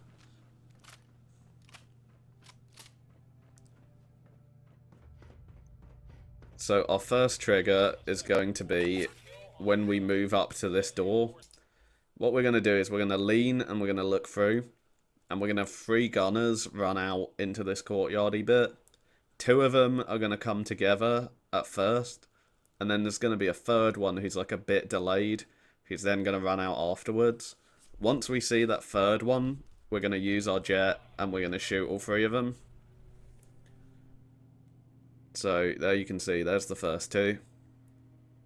We're just waiting for the third. Gonna come out, use our jet. You can't use a jet while you're scoped, so we have to unscope for a second. Shoot all 3 of them and that turret. And there's 2 more turrets, one up there and one directly in front. If you're faster and a bit braver about it, you can kill all of them right there. I sort of realised as I was doing it, I'd done it too slow. So I was going to wait. I sort of popped out too early there as well. I'm just going to wait here until it's gone from danger to caution. Just otherwise it's going to aggro too quickly and shoot me. So I'm just waiting for it to lay off of me a bit here. Then once it goes to caution, I'm going to use a jet and just kill it that way. It's a little hard to see from this position, so I'm using that. It's, yeah, right up there. It actually got a shot off there, which is a bit scary. I was too fast there. I should have just let it go to hidden. So as you run through there, that will open and reveal a turret. And then when you get to here, there's going to be 2 gunners when you look around this wall that are just going to come out. They're pretty easy to kill like that. And we're going to go up the stairs, and we're going to peer around here. There's going to be 1 in this bathroom up there that we can shoot. And doing that is going to cause 1 to come out of this bathroom on the right, who we can shoot. Now, in this next room, we're going to peer around the door. I keep doing it the wrong way. And there's a guy on the left. I'm going to shoot. That's going to trigger somebody to walk out from behind that wall, who we can shoot. And now, there's also going to be 1 gunner in this hallway to the left that we're going to look for and shoot. So that's all done. The next part here, we are going to walk through, and we need to walk out onto this bridge a little bit, and then walk back in, like this. And what that's going to do is there's a gunner in this room, and we're going to step on a trigger here that's going to make them start pathing out. And they're going to walk into all these explosions that are happening in the room. And those explosions do real damage. Like, you can get hit by them, so you've got to be careful about that. But sending him into them is going to blow him up, so that's good for you. It's also going to cause 2 enemies up on this bridge up here to start moving down. So we can wait for them to be in a visible range and use a jet to kill them both. It's really important to get rid of them properly, because one of them has a missile launcher, as you can see, and you can't really hide from him if he does shoot, because the AoE is going to hit you. So we'll kill both of them. There's cryo mines on this bridge. I kept forgetting about them, at first. I think I've lost 3 runs when I was originally doing this game to those mines because I just forgot and ran across. So don't do that. Pick up those meds. And then we're going to run through here. So this section, we're going to run up here. And you're going to be listening for some footsteps to our left around here. Because they're going to walk up here and they're going to open this door. And once they open this door, that's your cue to use a jet. Kill somebody to the right around here. And then kill these guys. So that was the door. Gonna jet. Kill this guy. Walk through. There's going to be 2. A gun behind and a melee in front. So we're just going to kill both of them. And disarm this pulse mine. And then from there we can just sprint through. It's going to say we're in caution, but no one's going to get us. And now we're going to do a little skip. Because jet actually increases your jump range. And so we can use jet to clear this gap, which is going to save us from having to do a whole section around there. So we're going to jump on this eventually. It's a little tricky with the collisions. And jet, leap across there. And run up here. We got to be careful once again. It's got all of those explosions going on. We don't want to walk into them. We can disarm this. And head up here. Sometimes when you get up here, the explosions will still be going around here if you've sort of been fast enough. So just wait for that to chill out. And then look around here. There should be one guy in here. I missed my shot on him there, on my chance to shoot him. Oh, I do actually miss my shot too. So take him out. Nobody should bother coming out here usually for you. So you can then come here, use this terminal. Oh wow, look at that. And then get rid of the turrets in that room. And we're going to use a jet as we open this door. There's always going to be one directly in front of you here at the top of the stairs. And then there's going to be one around the right side of the room and one around the left. Sometimes they will be in a position where you can see them and shoot them from where we are in this doorway. Other times they'll be wrapped around and they'll be behind you and it can be a bit dangerous. In that sort of situation, if you can't get a lock on them early and get a shot on them, I'd say just come out of the door, close it, wait in this room for a bit. And then, or don't even close it maybe, if you want a line of sight on them, just back out. And then hopefully they'll sort of walk around and give you a chance, an angle to shoot them. So we're going to sit here, we're going to jet, one directly there always, then there's one there. And then we don't see this one, so we're going to come round a little so we can get an angle on them. I think missing my shot might have actually been good in that last room, because it aggroed him a little more and pulled him a bit more out of their usual spot. And that's my cope, at least. It's actually, I missed my shot on purpose. It wasn't like my aim's bad. I'm actually just sort of thinking on a level that nobody can comprehend. And, yeah, if you didn't believe that, then that's cool. I didn't either. But now we're going to head up these stairs. We're just going to sprint all the way up and deal with the Corsair. One more flight of stairs, and then this doorway is where he is.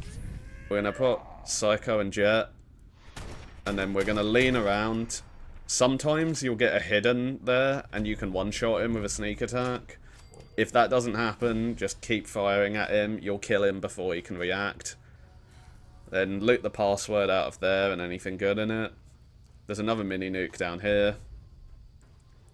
And then we can use this terminal to get out of here. Make sure any of these mini nuke pickups you are taking, by the way. Because in this run, we literally use as many as we need. Like, you can't miss one of them. And so there, I took the hacker perk. It doesn't actually matter until we hack one terminal above normal in this whole run. And it's right at the end. But there's just nothing else to take at that level, so I just did it to get it out of the way so I can't forget. Ideally, it's probably better to take gun nut there, because you're going to need it earlier. And so you know, get it out of the way once again so you can't forget.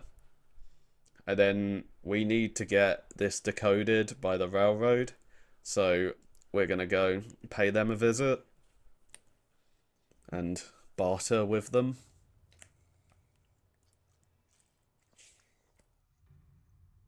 So we're heading to Old North Church, and you'll see here why I wanted to get the fast travel point earlier. If it actually loads. There we go. Because now we've arrived here, and then to our right, down that sort of corridor, alley, is a bunch of ghouls, and so we've skipped all of them by coming this way. Now, speaking of a bunch of ghouls, Old North Church, there's going to be one to our right here. It's going to wake up, and one directly in front that we're going to pick off. Loot anything good from those, and head downstairs.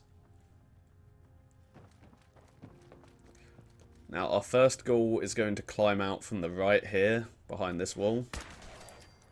We'll kill them. Our second one is down here. Our third one is behind this pillar directly in front of me. We're going to shoot him. And one has aggroed upstairs that we need to sort of keep an eye on. The railroad decided to make their secret password their name, so just put that in. So it starts with R. I'm really bad at it. I always do one more than I should. And now we're going to get our negotiator out. There we go. When you walk forward enough to turn the lights on. Don't just fire, because it can make things a bit annoying. It's going to lock you into a cutscene there.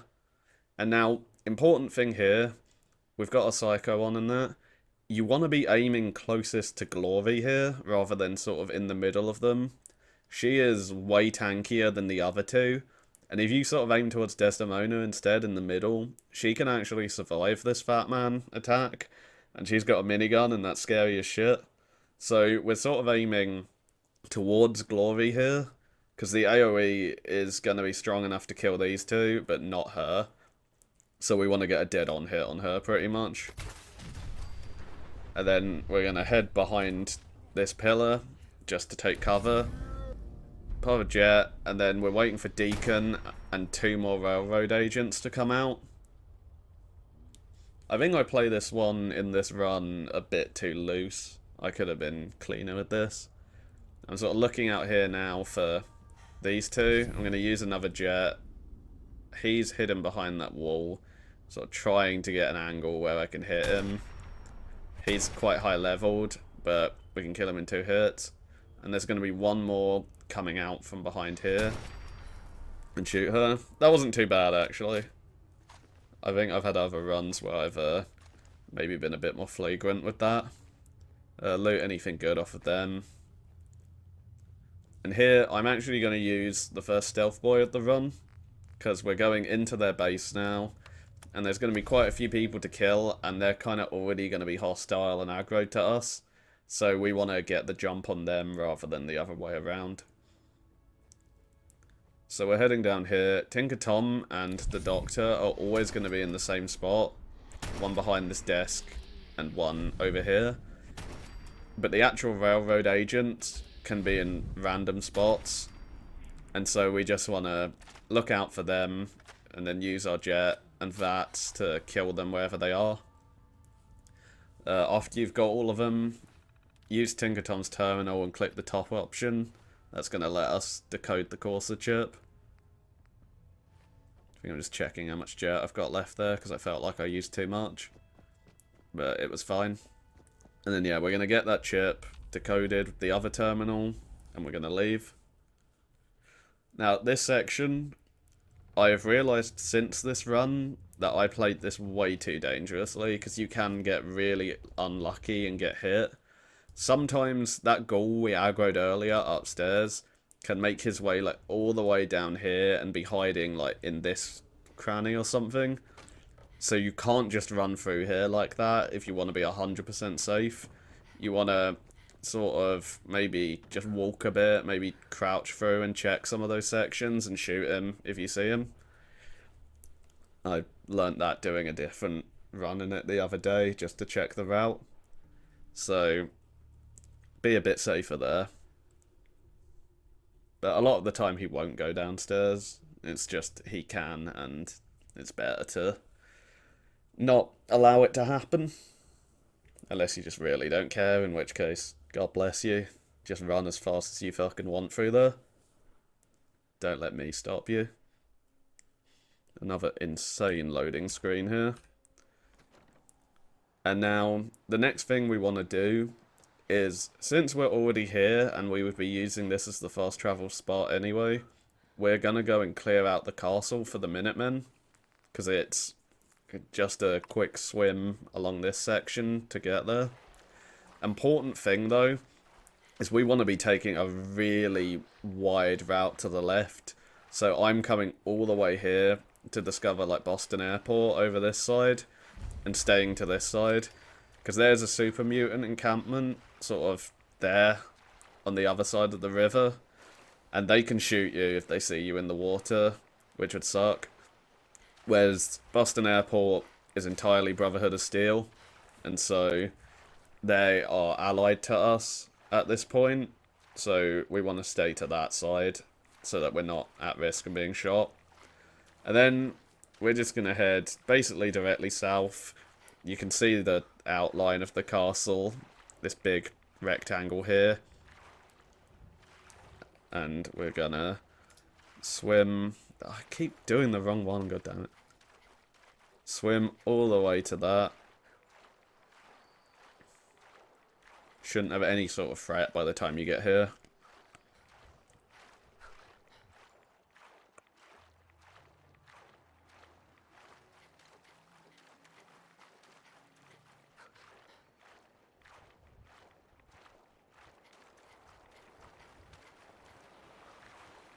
And we want to come up onto this bank and use our Psycho. And first thing is we are looking for all the Mirelurks around here. They're going to pop up one by one and let you shoot them. I found you don't really need Jet for this section, unless one of them manages to sort of get the jump on you and start running at you a bit too close. Most of them you're going to be able to just kill in a couple shots, and you're going to be able to kill them from really far away. So just keep looking out for them as they come up. At some point, you're going to realise no more are spawning. This is going to be my last one, I believe. Cool. And now that we're hidden, the next step is we want to start clearing all of these eggs to get the Mirelurk Queen to spawn. And I use the pistol for that, because it's just, it one-shots them anyway, so I'm not wasting good ammo. And the way that we can guarantee the Mirelurk Queen spawn is we're going to kill every one of the egg things in this outdoor area here, this garden part. We're not going in any of the tunnels, just this grassy section out here. And then 3 on the top level. So we're going to kill 1 here, and we're going to turn around and kill 2 on this one over here. And that is going to ensure we're in a good position to kill her when she spawns. So we're just going to shoot these eggs. It can be quite annoying, because the bits of shell can block your bullets. But I'm being quite careful about it, because the little Mirelurk babies it spawns are legitimately, like, really scary, because they're quite fast and quite small.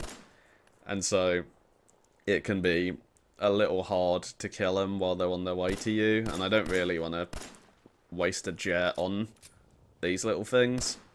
So I'm staying a bit away from all of them for the most part, trying to like find angles where I can get a shot off on them. Yeah, sometimes it is just like bits of shell are blocking my aim. I don't know if there's like a quality setting you could maybe like lower that might make these despawn quicker. I'm not really sure. I think Fallout 3 had something like that, but I don't know about this game. And yeah, just nice and steady. It's very boring, but it is what it is. better safe than sorry this late into the run. You'll keep hearing these like rumbles as you're killing them. Just ignore it. That's like, it's nothing. It's always gonna make her spawn on the same one every time.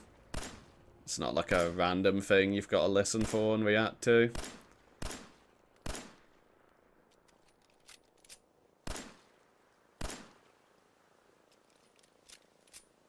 So that's all the ones downstairs done. So first things first, we're going to get this one here.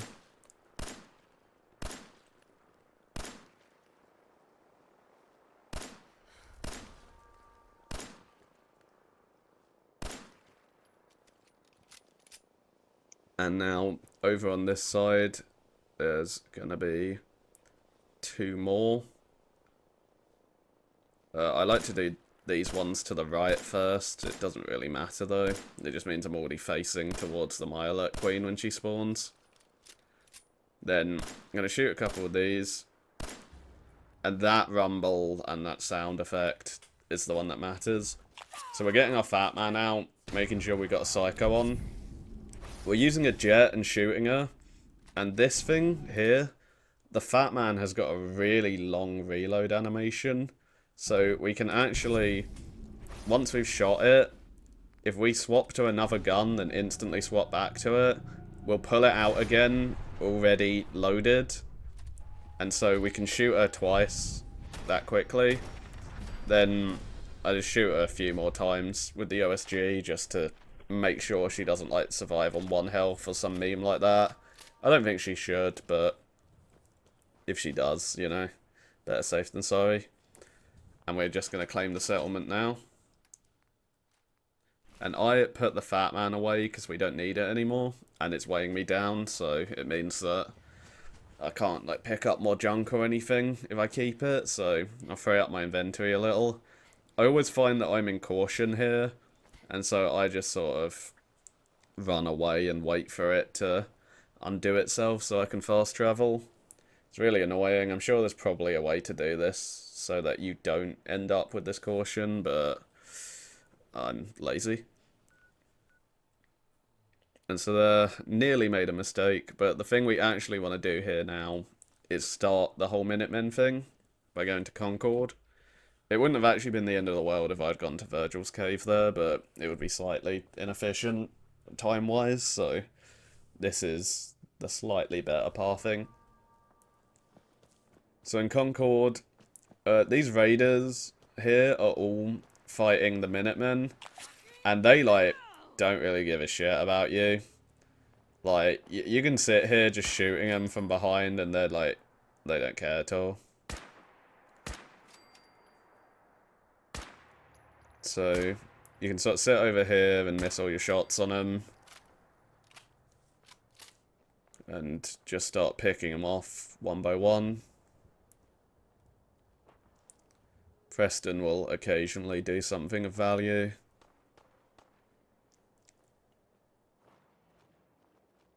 And now, over here, around this corner, once all the raiders are dead, is a random spawn.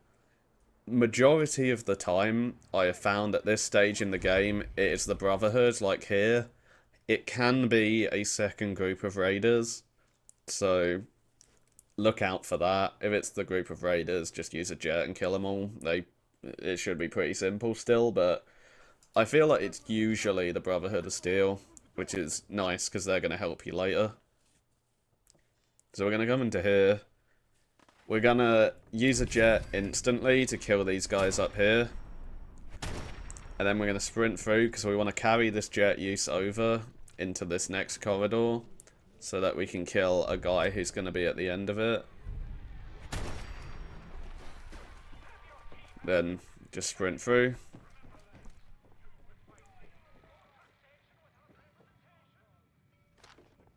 You shouldn't need to get the fusion core because we picked one up when we were in Fort Hagen. And now I'm going to just, yeah, once again jet here because I find it quite hard to see where one of these guys is sometimes.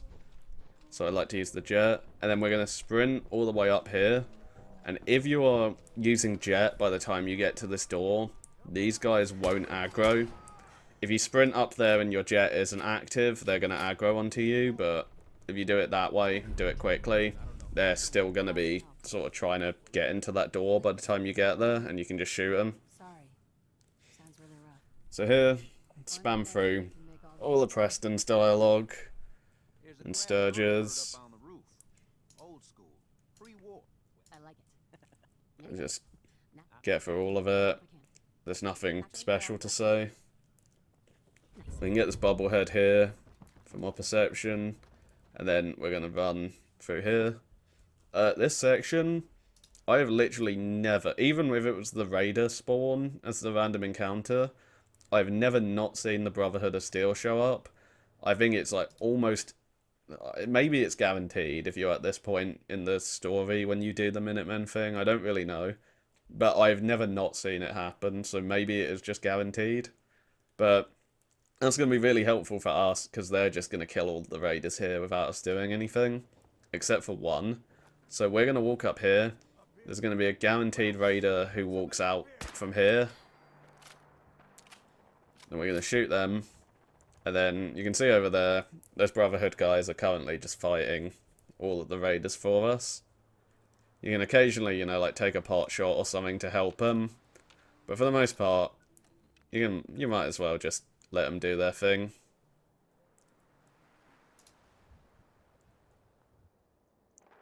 They're gonna just pick them all out for you. And when the Deathclaw comes, we can shoot it a few times just to get some EXP out of it. But they're just gonna do everything for us.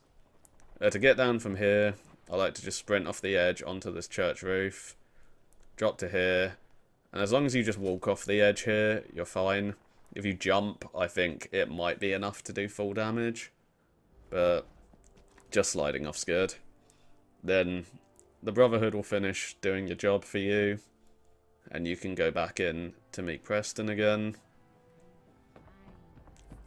We will once again be spamming down on all his dialogue. And we're going to leave. So now they are going to start walking to Sanctuary, which is why now is when I go and give the thing to Virgil, because in that fast travel time it will mean that they've already arrived, so I don't have to go to Sanctuary and then wait in a chair or something for them to arrive. It barely matters at all. It's like basically pointless, but you know, it saves valuable seconds in an otherwise already very long and annoying run by a lot of standards.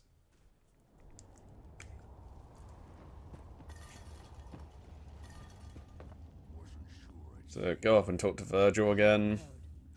We're gonna, surprisingly, spam down on every one of his dialogue options. And then leave. Almost every dialogue option in this game can just be done by spamming the down key on all of them. It's the, like, agree button. Because Fallout 4 is a real RPG, by the way. And then we're going to go back to Sanctuary now, because the Minutemen should have arrived. And first thing we're going to do is talk to Preston, because he is going to give us the quest to go and clear out Ten Pines Bluff. We're going to just spam down on every dialogue option until he gives it to us. And then we're going to go back to the Museum of Freedom now, because we're going to use that as our path to Ten Pines. This should always be 10 Pines, I'm pretty sure. I don't think he ever gives you a different one as the first Minutemen quest. It's kind of like a guaranteed starter to the whole Radiant quest system. Level 12, we can get Sneak, which is really important.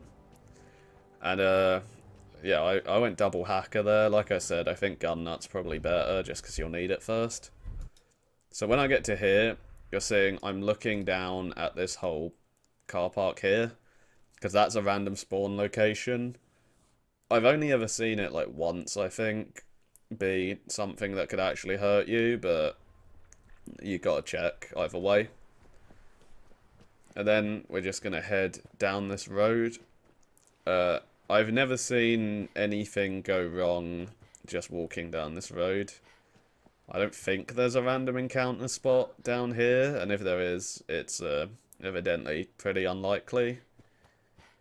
So I'm just following it all the way, because we want to follow it until we're sort of starting to arrive at some train tracks, because there's some bloat flies up to our left right now that we don't want to deal with because they've got ranged attacks.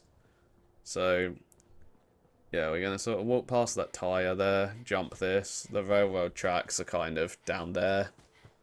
And we're just going to walk up this cliff directly towards Ten Pines.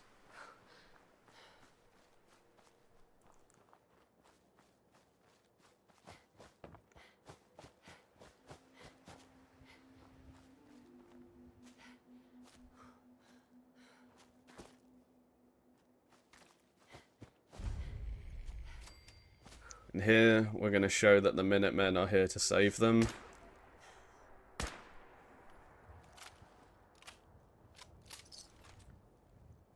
And we will take this workshop again.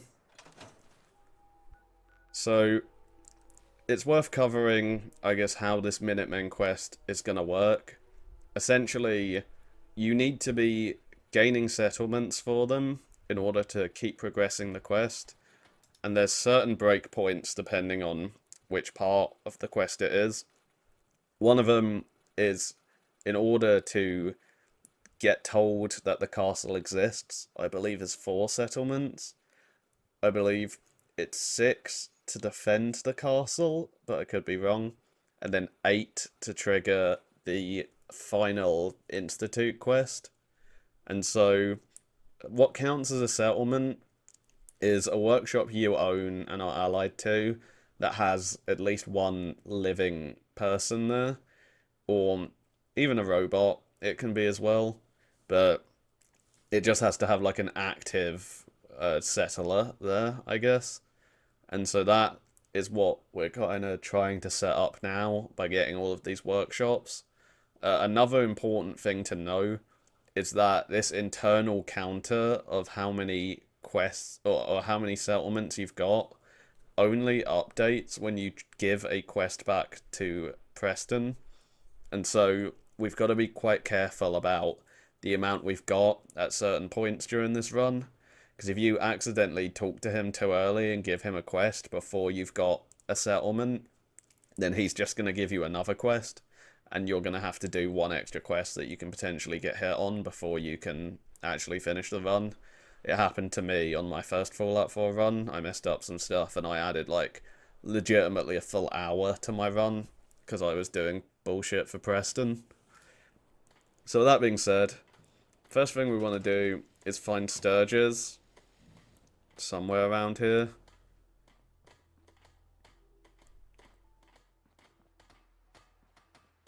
He can sort of be anywhere around this little section, hammering stuff or sitting in a chair. We're going to press R on him, and we're going to send him to Grey Garden. If you already sent Nick there earlier, then send him to Oberland. By this point, if you couldn't get Oberland earlier, you should have been able to go back there before this point and kill the other one. And I believe they should have respawned at that point once it realizes that you're not going to be able to do the quest. But either way, going to go now, and we want to talk through all of Codsworth's dialogue, and we want to unlock him as a companion so that he can be sent to another settlement and count as a settler there. Heads up. So we're going to dismiss him instantly, and we're going to send him to Ten Pines Bluff. Sure. And now we're going to go and talk to Preston. And at this point, all things considered, we should probably be counted as having 4 settlements. These are plans for building a signal. The Institute. And then we're just going to talk to him about the Institute, use down as every dialogue option. Remind me as soon as you He's going to say, that sounds terrible, you got to do shit for me first though. So we're going to give him back that quest, They aren't going to. and that's going to update his internal counter. Right. I figured you'd tell me when you were sure. Your group came from. That's right. Now we're gonna learn about his whole sub-story thing. We never. As long as you don't give up. The minute I'm not. that means a lot coming from you. Just once again, Okay. down arrow on every one of these. Don't worry. And then after he promotes you to general, he's going to now give you his next quest after he decides to pause for ages here. Our scouts have. And that's the one you want to get. You want to get the scouts have found a new settlement. For me, it's basically always been Sunshine Tidings. I've got a very rare Starlight Drive-In, but I think it's basically always been Sunshine Tidings, which is good because it's very easy. But after that, we're going to talk to Preston again, and he is going to let us start the whole Institute quest. So we talked to Sturges. Thought you might be able to figure He's out these gonna plans for me. eventually turn around and start talking to us and give us the first step of it. Go. Wow. It's real. I got it from an exit. Serious? Good work, Sturgis. Well, don't thank me. So we can only actually build one piece of it currently. I always like doing it on this platform here just because it's nice and flat and you can get some materials from getting rid of that house. So build the reflector thing. Go find him again, he's gone walkies. Hey, Sturgis. How's it going? Did you find a good spot? Yeah. Ready to build the rest. Good. Right. And so when it comes to building this rest of the teleporter, they will give you the stuff to build all of the parts of it, except for the biometric scanner, the military circuit board, but they also won't give you materials for generators. You've got to supply that yourself. So it's important that you never store any of this junk we've picked up until after this. Because we want to be able to build 5 big generators and 1 small one to get the power we need. And then we're just going to put them in a line like that. Make sure everything's sort of connected in this circuit like that. Nothing's like swapping power cables or whatever. Just in a nice, like, you know, 1-to-1, like, first generator goes to the second one, second to third, etc., like that. Whenever you're ready. So then talk to Sturges.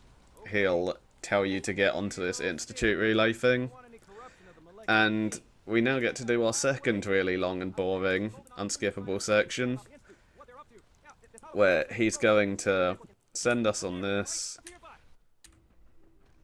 Now, in the Institute, I just walk straight to the elevator to start making Father talk. The elevator, you can't get into it until he's talked enough, but then all you do is get in the elevator, wait for it to go all the way down. Here, we're going to run through, get in another elevator, and then here, we can talk to Sean, Sean? spam down on every option here to get Sean to just finish his whole dialogue string. Then, when Father comes in, you gotta wait a bit till you can talk to him, because it's Fallout 4. And then, with him, we're gonna use the right option every single time to be as aggressive as possible. This will eventually just mean he kicks us out of the Institute, and we can just leave. Which is important we do it this way, because if you, like, kill him, all of the simps are gonna start fighting you and try to kill you on the way out. So we're just gonna spam his dialogue to get out of there, and then come back the way we came. A really engaging, exciting section of the game. But that's Fallout 4. Then, once we get up here, we gotta use that holotape Sturgis gave us, the network scanner, press that, and then we can leave. And that's the most boring part of the rundown, at least. Everything from now on is like actually gameplay, I guess. Other than defending the castle, I guess. But we can be more aggressive on that too. So we're gonna be put out at CIT, and the next thing we're gonna do is go back to whatever I pronounced it as earlier house. Because we want to go to Bunker Hill, because it is a completely free settlement we can get by just talking to them. which is gonna help us hit that 8 marker a lot more easily. Means we don't have to do like any sort of annoying extra Minutemen quest or get materials to build like radio beacons or something at another settlement like Abernathy Farm. So we're back here, we're going to run around this way again, and we're going to check that bridge again. But now, you might be looking at this and you might be thinking, yeah, that looks safe, that we can just run across the bridge. No, you are foolish.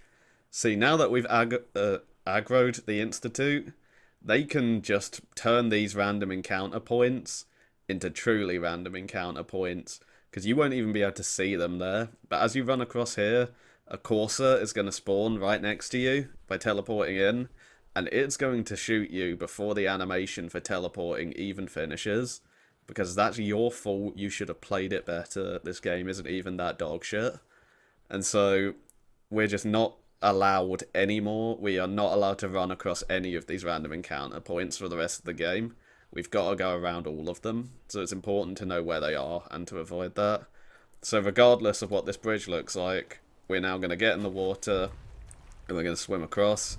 If it's super mutants or raiders, maybe even go a bit wider when you swim across there, just so they can't see you. And then we want to run up here to the gate to Bunker Hill.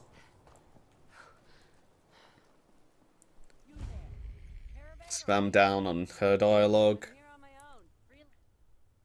And then talk to her again. She's going to say, we don't want that smoke. You've got friends in high places. You can have our workshop. And now the next part is we want to do the whatever quest Preston has given us to put up a radio beacon. So you're either going to Sunshine Tidings, which is what it almost will always be, or Starlight Drive-In. For Sunshine Tidings, we want to go to Abernathy Farm first, and we're going to be heading sort of southish towards where we went earlier for the whiskey.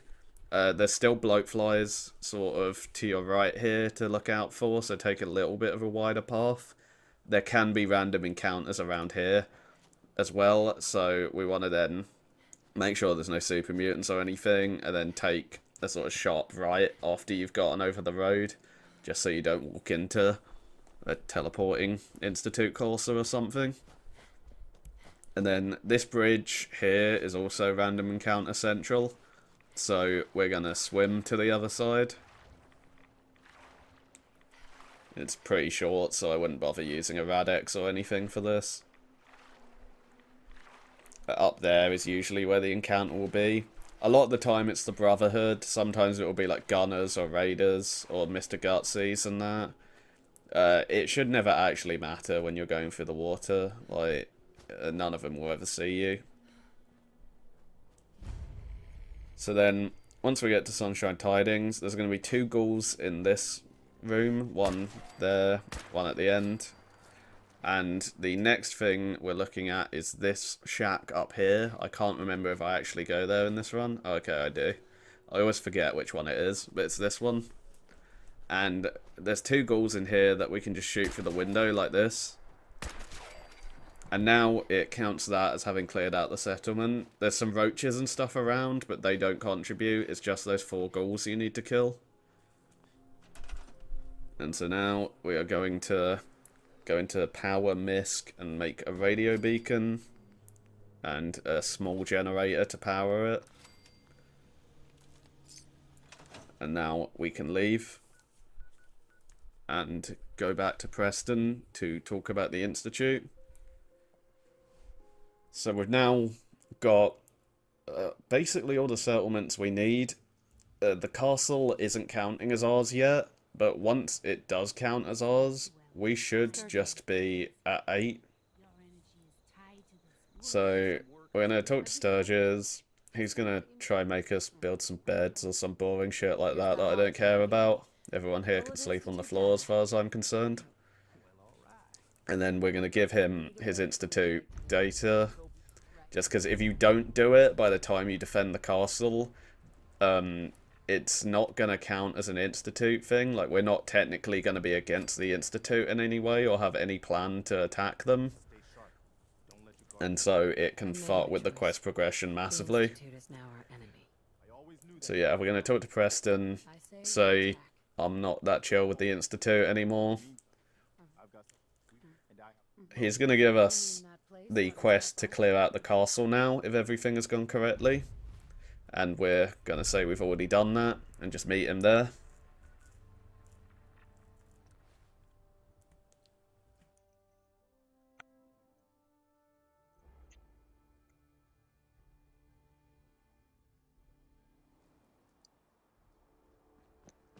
So it wants us to power up the radio transmitter, which will take 2 big generators. You should always have enough for it. And here, you can start just storing all of your junk in here, because this is now the only other place we're going to build anything for the rest of the run.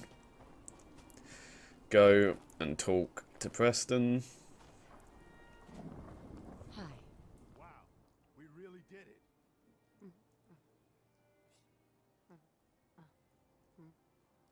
This is one of the cool things where you spam down and it doesn't actually skip the dialogue. Your character just goes, yeah, yeah, over and over again. But now, once that's completed, you've got to wait 3 in-game days for anything to actually happen at the castle. And so we're using this as our chance to go and do some more shopping for equipment, or, well, for junk. Because we want to be building a ton of the level 2 turrets that you can get with the gun nut perk. And so for that, we need steel, we need oil, we need gears, and we need circuitry. Steel, pretty easy to come across for the most part. The rest of it, a bit harder. Good neighbor here, you can easily get the shipments of circuitry and shipments of oil from these two. I believe in the underground, like, bar bit, there is a guy in there who will do shipments of gears as well. But we're going to talk to Daisy, because she's got a lot of junk in general. And we're just going to look at, like, every piece of junk she has, basically. And we're going to just buy as much of it that looks useful as we can. We're going to sell all the random shit we don't need. Let's see if she's got a jet like that. You probably don't really need many, but it's good to have them. And then, yeah, we're just going, seeing what she's got. Her inventory is randomized, so for the most part. So we're just, yeah, oil, steel, stuff like that.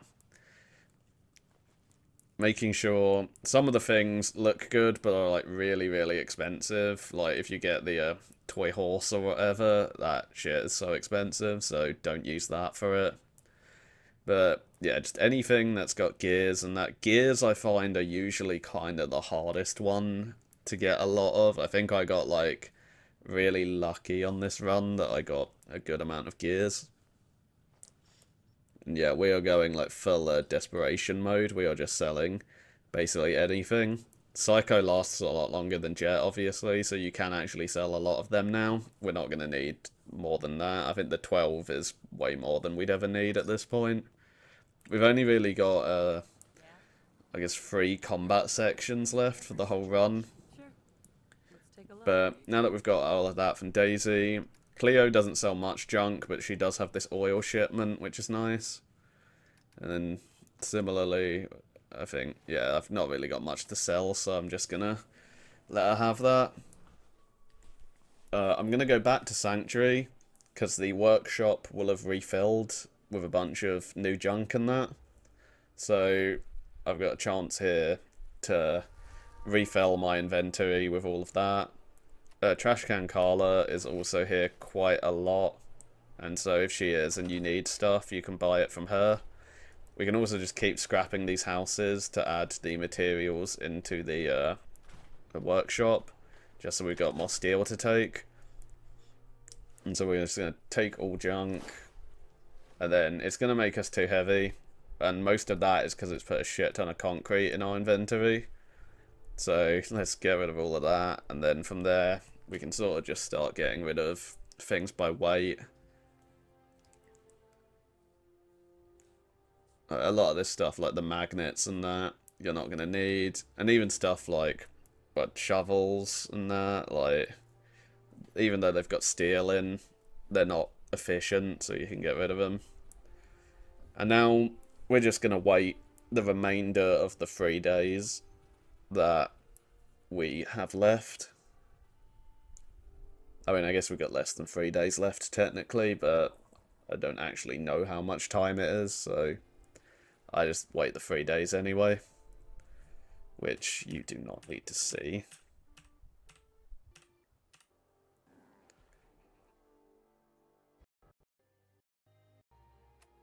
And now that we've done that, we can head back to the castle, because it should have spawned Ronnie Shaw by now, and she's the one who's gonna start all of the events for the rest of the castle quest. So we can go here, once again, stash all of our shit, go find Ronnie. There you are, finally. Guess what you do with her dialogue? That's right, you spam downwards. And then she will come and check out this bit of the armory here. Slow as shit. She'll walk over to it, wait for her to talk to you, spam down on all her dialogue. Now she's going to slow walk all the way to that area over there. So we can start setting up our turrets. Here, I haven't actually taken gun out yet, I realise. So this is the time. This will let us do rank 2 turrets. I think I could also take Black Widow there if I wanted to, I just didn't. And now, so we're going to open and get our turrets out. And we're going to heavily fortify a couple of main points. I think I'm going to put another turret down there later as well. But a lot of Institute members can like teleport in around here. So getting this section up here really heavily fortified is good, because they'll like spawn in and just get instantly obliterated. Then we're just going to sort of stick a bunch of turrets around the whole place. You can see plenty of steel, a good amount of circuitry and a good amount of oil. Gears, yeah, not actually too bad this time.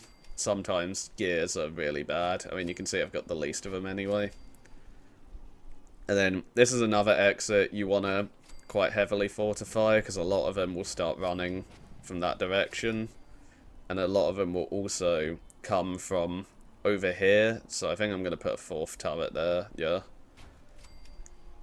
And so, yeah, you want to stick them, for the most part, in the places where people will spawn in, just so it will insta-kill them. So, once Ronnie's here, we'll go down and clear the rubble.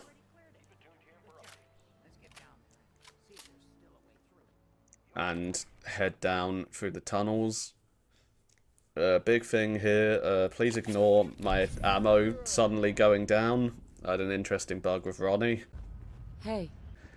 But here, you want to run ahead of her, because there's a lot of mines in here. And we can no longer trip those mines because of the sneak level 12. But she can, and she can trip them near us and blow us up. So sneak behind that wall and poke out so you can blow up Sarge. And then once you do, I like to just sleep at points just to try and get Ronnie to move her ass over here, because she likes to be very slow getting through that whole section. And once she's in here, we can loot Sarge just for extra materials if we need them. Wait for her to remember her password, because this is Fallout 4 and God forbid it just let you do something quickly.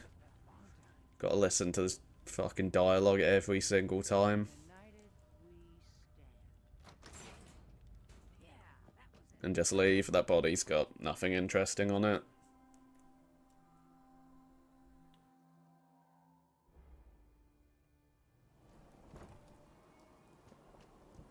Run up here, just open that door while you're there. And you need to grab these materials and schematics for the artillery and those grenades.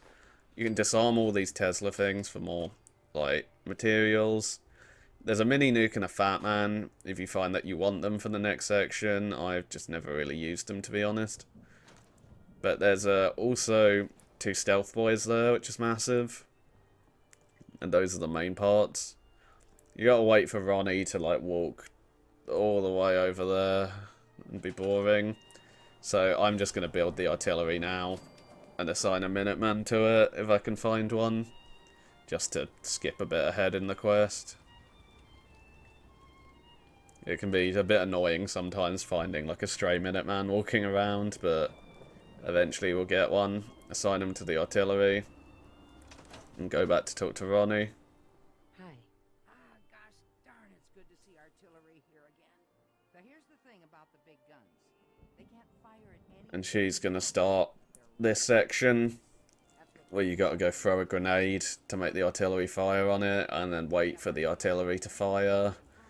Because, I don't know if I've mentioned it before, but Fallout 4 really likes wasting your time.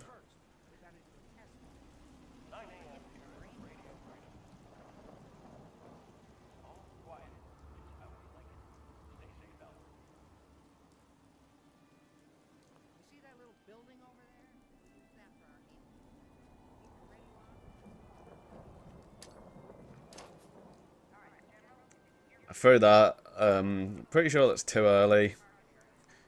It makes you wait until she's stopped speaking before you throw it, I'm pretty sure. There we go.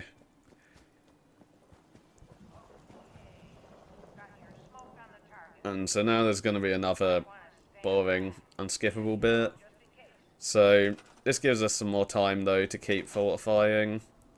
We can build a few more turrets. Sometimes that NPC doesn't start firing and it's really annoying. You gotta like wait ages for him. There's 3 laser turrets in there that we can just grab and take out.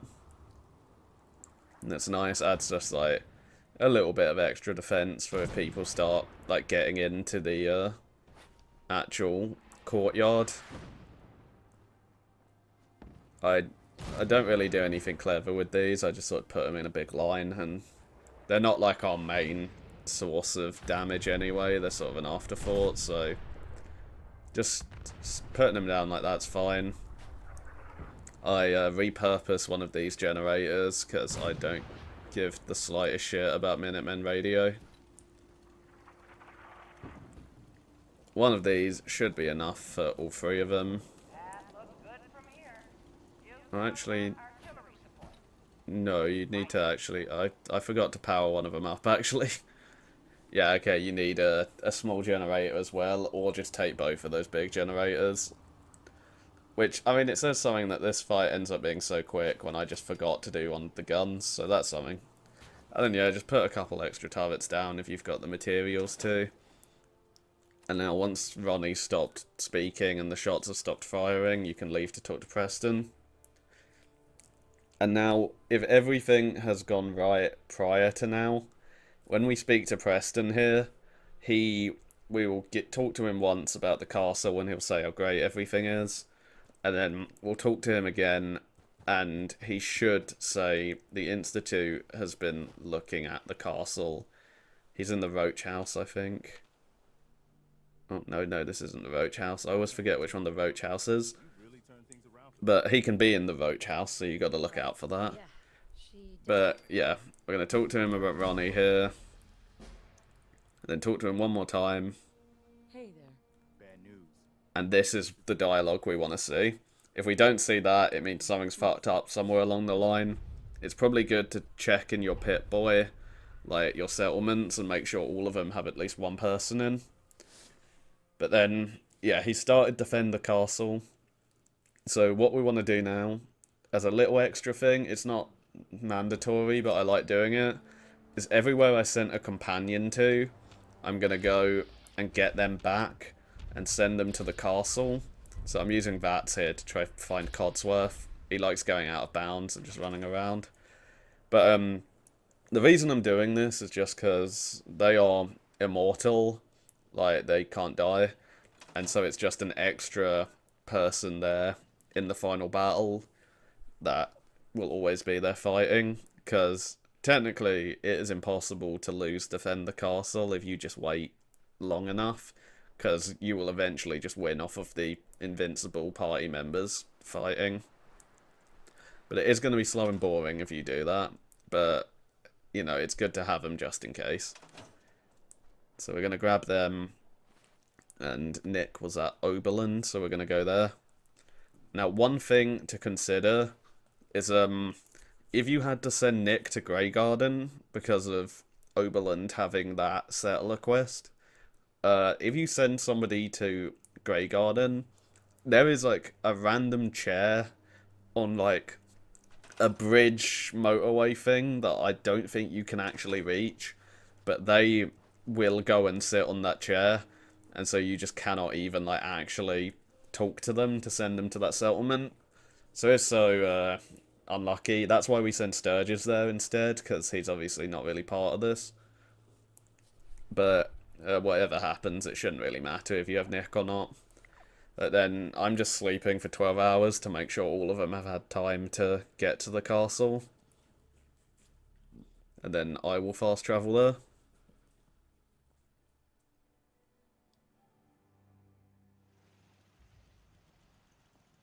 We're going to want to talk to Ronnie and just go through a dialogue to start the quest.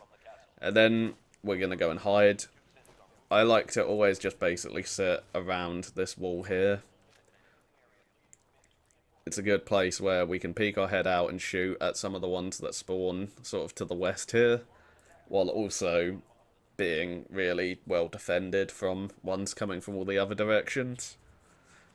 So I believe you're pretty much always going to start off with some coming from the west here, and you can wait until you hear your turrets starting to, like, spam fire to know that they're showing up. And if you're feeling a bit brave, it's quite good to use a jet and sort of poke your head out and try to snipe a few of the enemies, especially if you can, like, finish off a Corsair or something, because they're really tanky and they can do a lot of damage if left untouched. So I'm sort of using third person to look there. I can see that they're showing up. There's a synth there, so I think I'm gonna try and kill him. You can see the Corsair is starting to lose some health. They've got a Stealth Boy on though, so it's a little hard to target them. But we can see lasers coming from over there and turrets hitting them, so we've got an idea of where they'll be. And then they just got knocked out their Stealth Boy there. So this was really nice. Like, if you can kill a Corsair before they get into a position to kill your turrets, it's going to make it so much quicker. Corsairs are by far the hardest enemy for this. A lot of the time, if things go a little badly, you'll get to a point where all your turrets are dead and there's still a couple Corsairs in the courtyard. And you have to either wait a really long time or kind of put yourself in a bit of danger to go and try to take them out. But doing it this way, our turrets are nice and healthy right now. We're just waiting for the next wave to spawn. You can tell there they spawned on this, like, part of the castle above us. And that's why we put so many turrets around that little section, because they've spawned and then they've just gotten, like, instantly obliterated.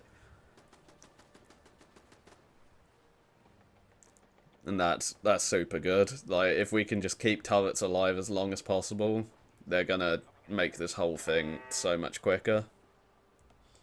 We ideally want to stop them actually, like, even really getting into the castle as much as we can by just having so many guarding all of these entrances, and then also we can fire out and try to thin the ranks a little. So I'm still just staying down here, being nice and safe, looking through the scope to see if any are showing up. I think, by the sounds of it, a lot of them are over the other side. I think I walk up in a minute and try to, like, see if walking towards the other side of the castle is going to spawn some of them. Yeah, we can see, okay, there's weapons over there. We hear the turrets going now. I don't know if sometimes if they, like, get far enough away, you've kind of got to actually load them in a bit.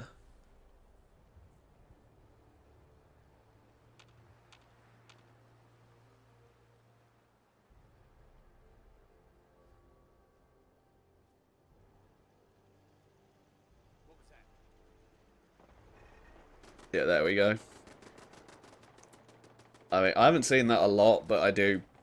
I don't know if that's exactly what it was, but that feels like it might have been. Like, we almost killed him so fast that, like, the loading hadn't really worked. And now, you can see we're, like, absolutely shredding. Like, we've gone from 30 to 60% in a couple seconds. Because they just keep spawning in and keep dying. So, we're occasionally hearing turrets die, but it's not too bad. Most of them are still up. So the sort of 70-80% range a lot of the time is when it is going to start getting hardest. Because you're going to have less turrets available. And you're also going to really be seeing more coursers and that start to spawn. Especially if coursers have survived longer.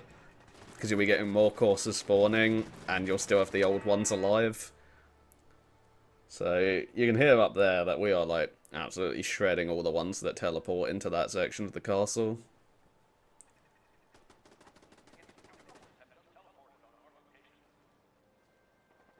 And now at this point, you'll eventually probably start getting some more out west here, like we got at the start. So I'm just really looking for them, seeing if I can pick them out, both for staying safe and for killing some. So there's one there. Another one behind him. Gonna use a jet. Try pit them off. It's usually better if you hit your shots. It does more damage. But at that point, if I see that it's not going well, if I'm in caution, I will always just try, like, really back off. And then patrol this section so that if they do try to start walking into me, I can kill them. You see a Corso over there getting completely shredded by the turrets. But I don't think he died, so I'm kind of waiting to see. But we're at 90% now, so it's pretty much done. We got, yeah, there we go. Having turrets left when you get to the late part of it is really nice. You got to be a little careful still here, because even though it says 100%, you're still in caution. A lot of the enemies realistically are probably just running away right now. Like, they won't even fire back if you shoot them. They'll just leave. But it's best to, you know, not take any chances with that. And that's the castle defense done. Which is, you can be a pretty scary part. But if you've just, like, really dedicated yourself to getting lots of materials for turrets and putting your turrets in good spots to be able to defend the key important points, it should be completely fine. And pretty quick as well. It can sometimes be like a huge pain in the arse and take like 30 minutes in a worst case, but that's only if the turret placement isn't as good or you don't have as many.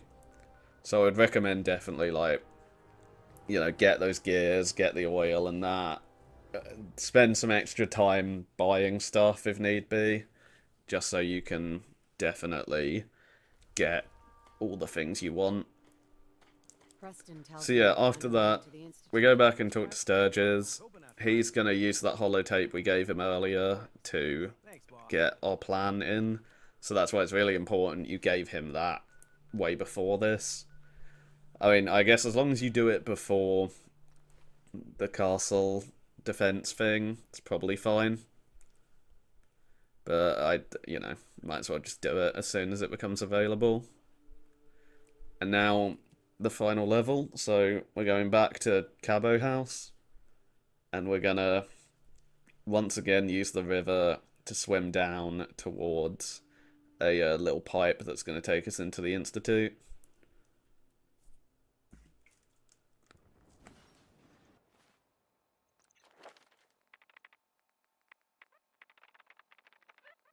So make sure you've got the master hacking or the expert hacking thing by now, because we're going to need it. And taking Black Widow now, just because I've got nothing else to really use my points on until level 16. Get a Radex on, make sure we're checking for our random encounters over there. And now we're going to swim this way for a change.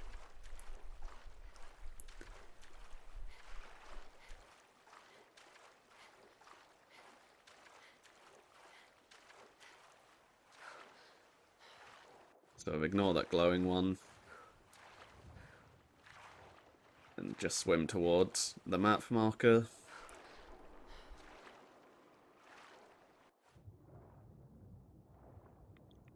Don't worry about like drowning or anything here. I think you'd have to fuck up quite bad to drown. It looks a bit scary, but it's fine. So, use that keypad to open this little gate here and swim through. It's going to drop you here. Try to get up on the edge quickly and just back here because there are turrets in this hallway here. Shoot both of them.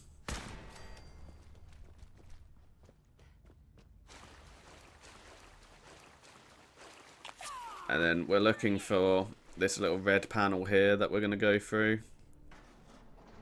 And also check that you've got enough jet and enough great mentats now. Well, I mean, we only need one great mentats for Father, but make sure you check your jet, because soon after this we're going to be at a point of no return for this final mission, and it would be really brutal to fail the run because you just didn't get the right amount of jet before this final bit. So do a proper stock check of your inventory. Same for ammo. Obviously we've got tons of it because we haven't really had to shoot that much this run, but just make sure you're in a good state for this final mission, basically. So then head down here. To our left here, down there, there's going to be a mole rat. We want to shoot that.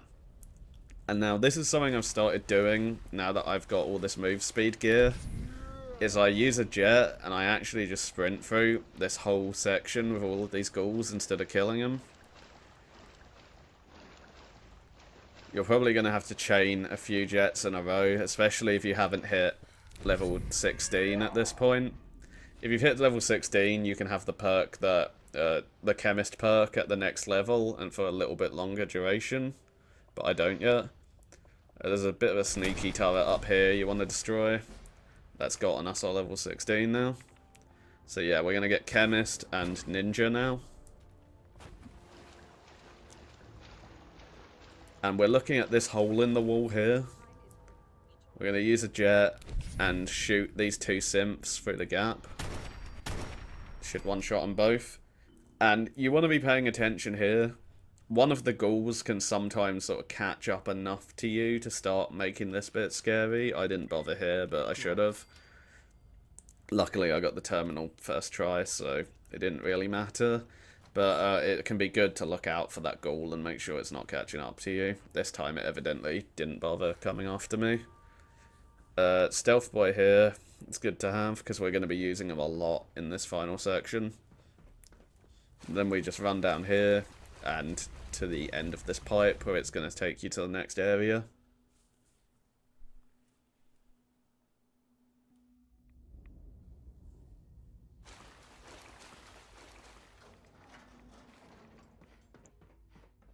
So from here, we use the computer here, put the tape in again.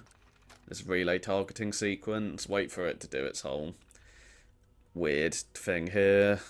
It takes ages. And then once that's come up, you can wait. And now it's going to summon these Minutemen and Preston in. Very importantly, let Preston walk up to you and don't interact at all until he starts his dialogue that gets rid of your HUD. If you try to talk to him too early, it can actually soft lock here. Like, he'll just stay, like, repeating his lines forever and won't let you progress the quest at all. So don't even, like, press anything on him until he started, like, the actual proper dialogue that, like, does a cutscene, I guess. And then run down to this door. Now, there's two ways of handling this. You can obviously just do it normally, you know, shoot simps as they come out, take cover in that. It's a bit scary though, because we've got more than one companion now. We've got loads of companions, and companions love killing you, and the Minutemen really love killing you, because they've got Molotovs, and they will throw Molotovs wherever the fuck they want. They don't care if you're there. They don't even really care if it kills them. They are just bloodthirsty. And so they love throwing a Molotov at you and hitting you and ruining your run. And so using this extra move speed we've got, some stealth boys and some jet, we are just going to skip this entire room. And so the way we're going to do that is sort of run down here ahead of him. I'm going to use my stealth boy as I open this door. And I'm going to use a jet as I sneak through here. You're going to see these turrets start to rise up. So be careful you don't get hit by their laser. It looks scary. I haven't had it go wrong yet. That's not a guarantee it can't, but you know. And then once we get down here, we want to jump up onto this. We're going to use another jet and we're just going to walk off. If you jump off, it will have enough height to do full damage. But walking off and landing on that is fine. And then we're going to once again sneak down here with the jet on. Try to get behind these guys if you can, so that they have a lower chance of spotting you through the stealth boy. And then just drop down there. And you're done that whole section. That saves you so much heartache. So much, like, risk of your own allies killing you. And then we're going to get first aid from there. Any drugs. This is a strategy I stole from Sugatora. That's way better than what I was doing before. So you go in here, you kill her. You're just going to sprint down this hallway. Use a jet, and around here you're going to see this guy has walked out of there. And then there's one more in this room. You can just see his little head there. And we're going to shoot them. And that skips having to fight everyone in this big monkey room. Which is really nice, because that is another really scary room. So we're going to go through here while using a stealth boy. It doesn't really matter if that guy sees us, because we're going to instantly open the door after. And then as soon as we load in here, we want to use a jet. Because there's a courser directly in front who's going to start beefing. And then we're going to put our gun away and start walking down here with the jet on while crouched. And we're going to try use this better jump from the jet. That was quite scary, those bullets. That doesn't usually happen. But we're going to use those to sort of jump around that and up here. And then we want to jump up here. And once again down into this sort of ramp. And we are going to slot ourselves in here and we are going to hide. And we are going to let the Minutemen do all of this for us, because Preston is invincible and the Minutemen will infinitely respawn. And so we're just going to sit down here and just wait. And if one of them sort of runs around here, they can see us. And so if they do, you just got to make sure you're ready to like use a jet and kill them when they do show up. But for now, we're just sort of waiting. Can I do higher than... No. Well, that sucks. And then you can sometimes, yeah, use third person to sort of see what's happening. I think this one was a little unlucky, because one of the legendary synths, the melee one, ran away from where I was. Usually you would be able to, like, kill him up here while the others are fighting down there. And it just means that there's one less for your allies to bother killing. These scientists are annoying because they can just come and put you into danger or caution. Like, let the enemies know where you are. So sometimes it's good to, like, if you can get a shot at them, get rid of them. And now, while you're here, once the combat's kind of moved away from where you are, you can sort of take pot shots when you see opportunities for using your jets and that. You gotta be careful, obviously, that they don't just start firing randomly in your direction and hit you. So you want to be a bit safe about it. Sort of just taking pot shots whenever you can. There's gonna be... Most of the enemies, all the ones that are over here have probably left to go and fight over there. As well as all the ones that were already over there. So you're kind of left with... there'll be enemies like up on this platform that you can start picking off. And then the last ones are basically all going to be up here. So you just sort of go with the flow of the fight, like based on where enemies are and where the Minutemen are. And you just take opportunities to pick off ones you can. until you've eventually just cleared out every quadrant. But with how late we are in the run, you just kind of want to be really safe here. Like, don't go too crazy. If you're not actively trying to speed run, then, you know, it doesn't really matter how long this bit takes. And much like the castle thing, you will always eventually win. There's infinitely spawning Minutemen. Preston will keep coming back to life. If you just let it go forever, like you got into a safe position and then you like went away to cook dinner or something, you'd come back and the fight would be won. There's no like losing it realistically. So I'm just looking. I know there's like one more left at this point. So, or maybe one or two. So I'm just looking for them, and eventually you'll hear Sturges talk over the radio once you've killed all of them, and that's how you know you're ready for the next part. So that part, I'd say practice that bit a lot. That bit's scary.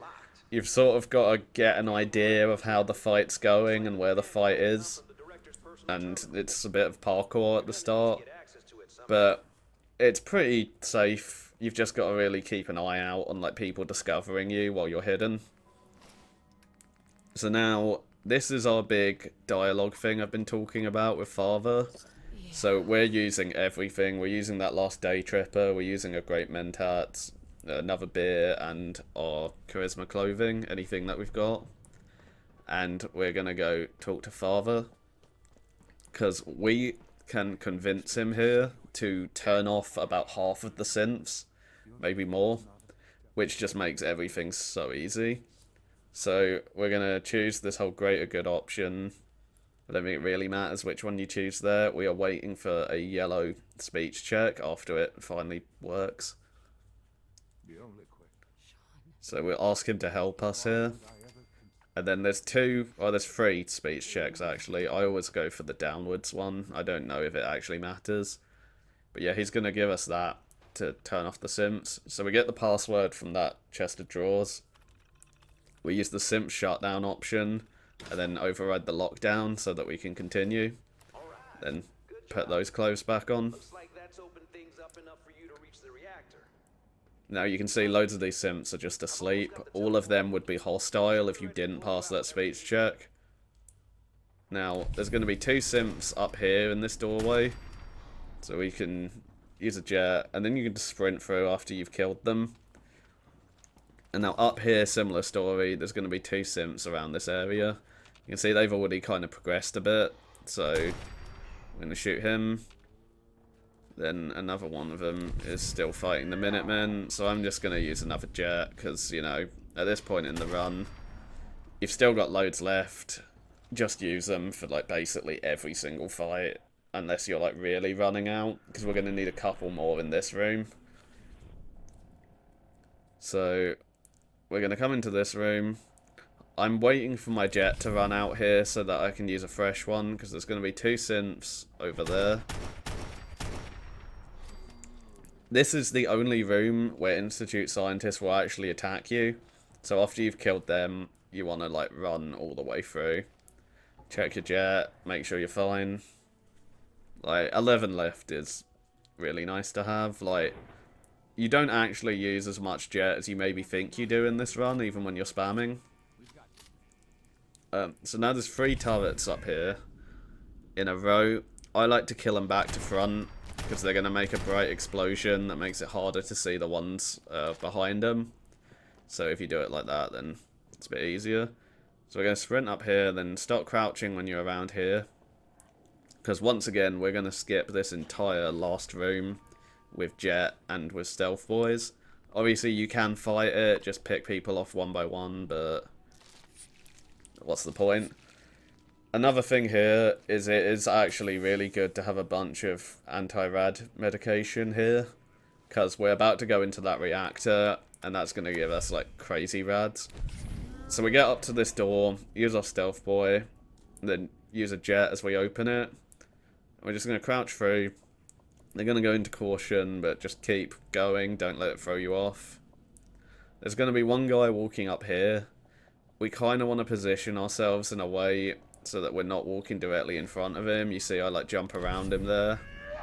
And then use a jet as soon as it runs out and interact with this reactor housing. And then because he looked like he was kind of aggroing to me a bit, I didn't bother closing the door yet. I just walked directly behind this to get out of line of sight. And now, once we've put that thing on the reactor, we are just kind of waiting for us to get teleported out. Obviously, we've got to be careful with all these rads. So make sure you've got a couple extra radaways when you come to this section. But now, we're going to get teleported out. And that is the last part of the run you can actually get hit on. If you get past that, then you have done it. You have no hit Fallout 4. Just use some stim packs for fun, I guess. We want to talk to Sean. Say whatever you want to him. It doesn't really matter. I just spam downwards because, you know, it's got us this far. Then talk to Big Sturges. Fire it up.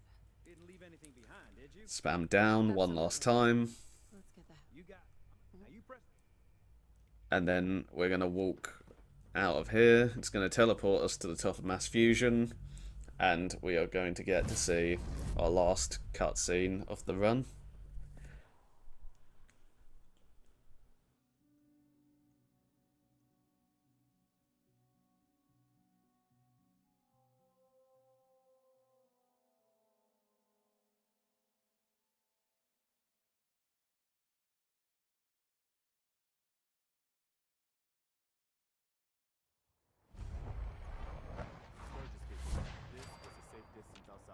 So you press the button twice, and that is the game done. We get our big explosion,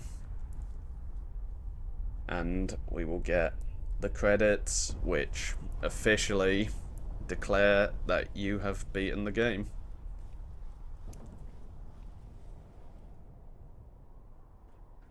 Let's get this over with, General. You can even talk to these guys one last time.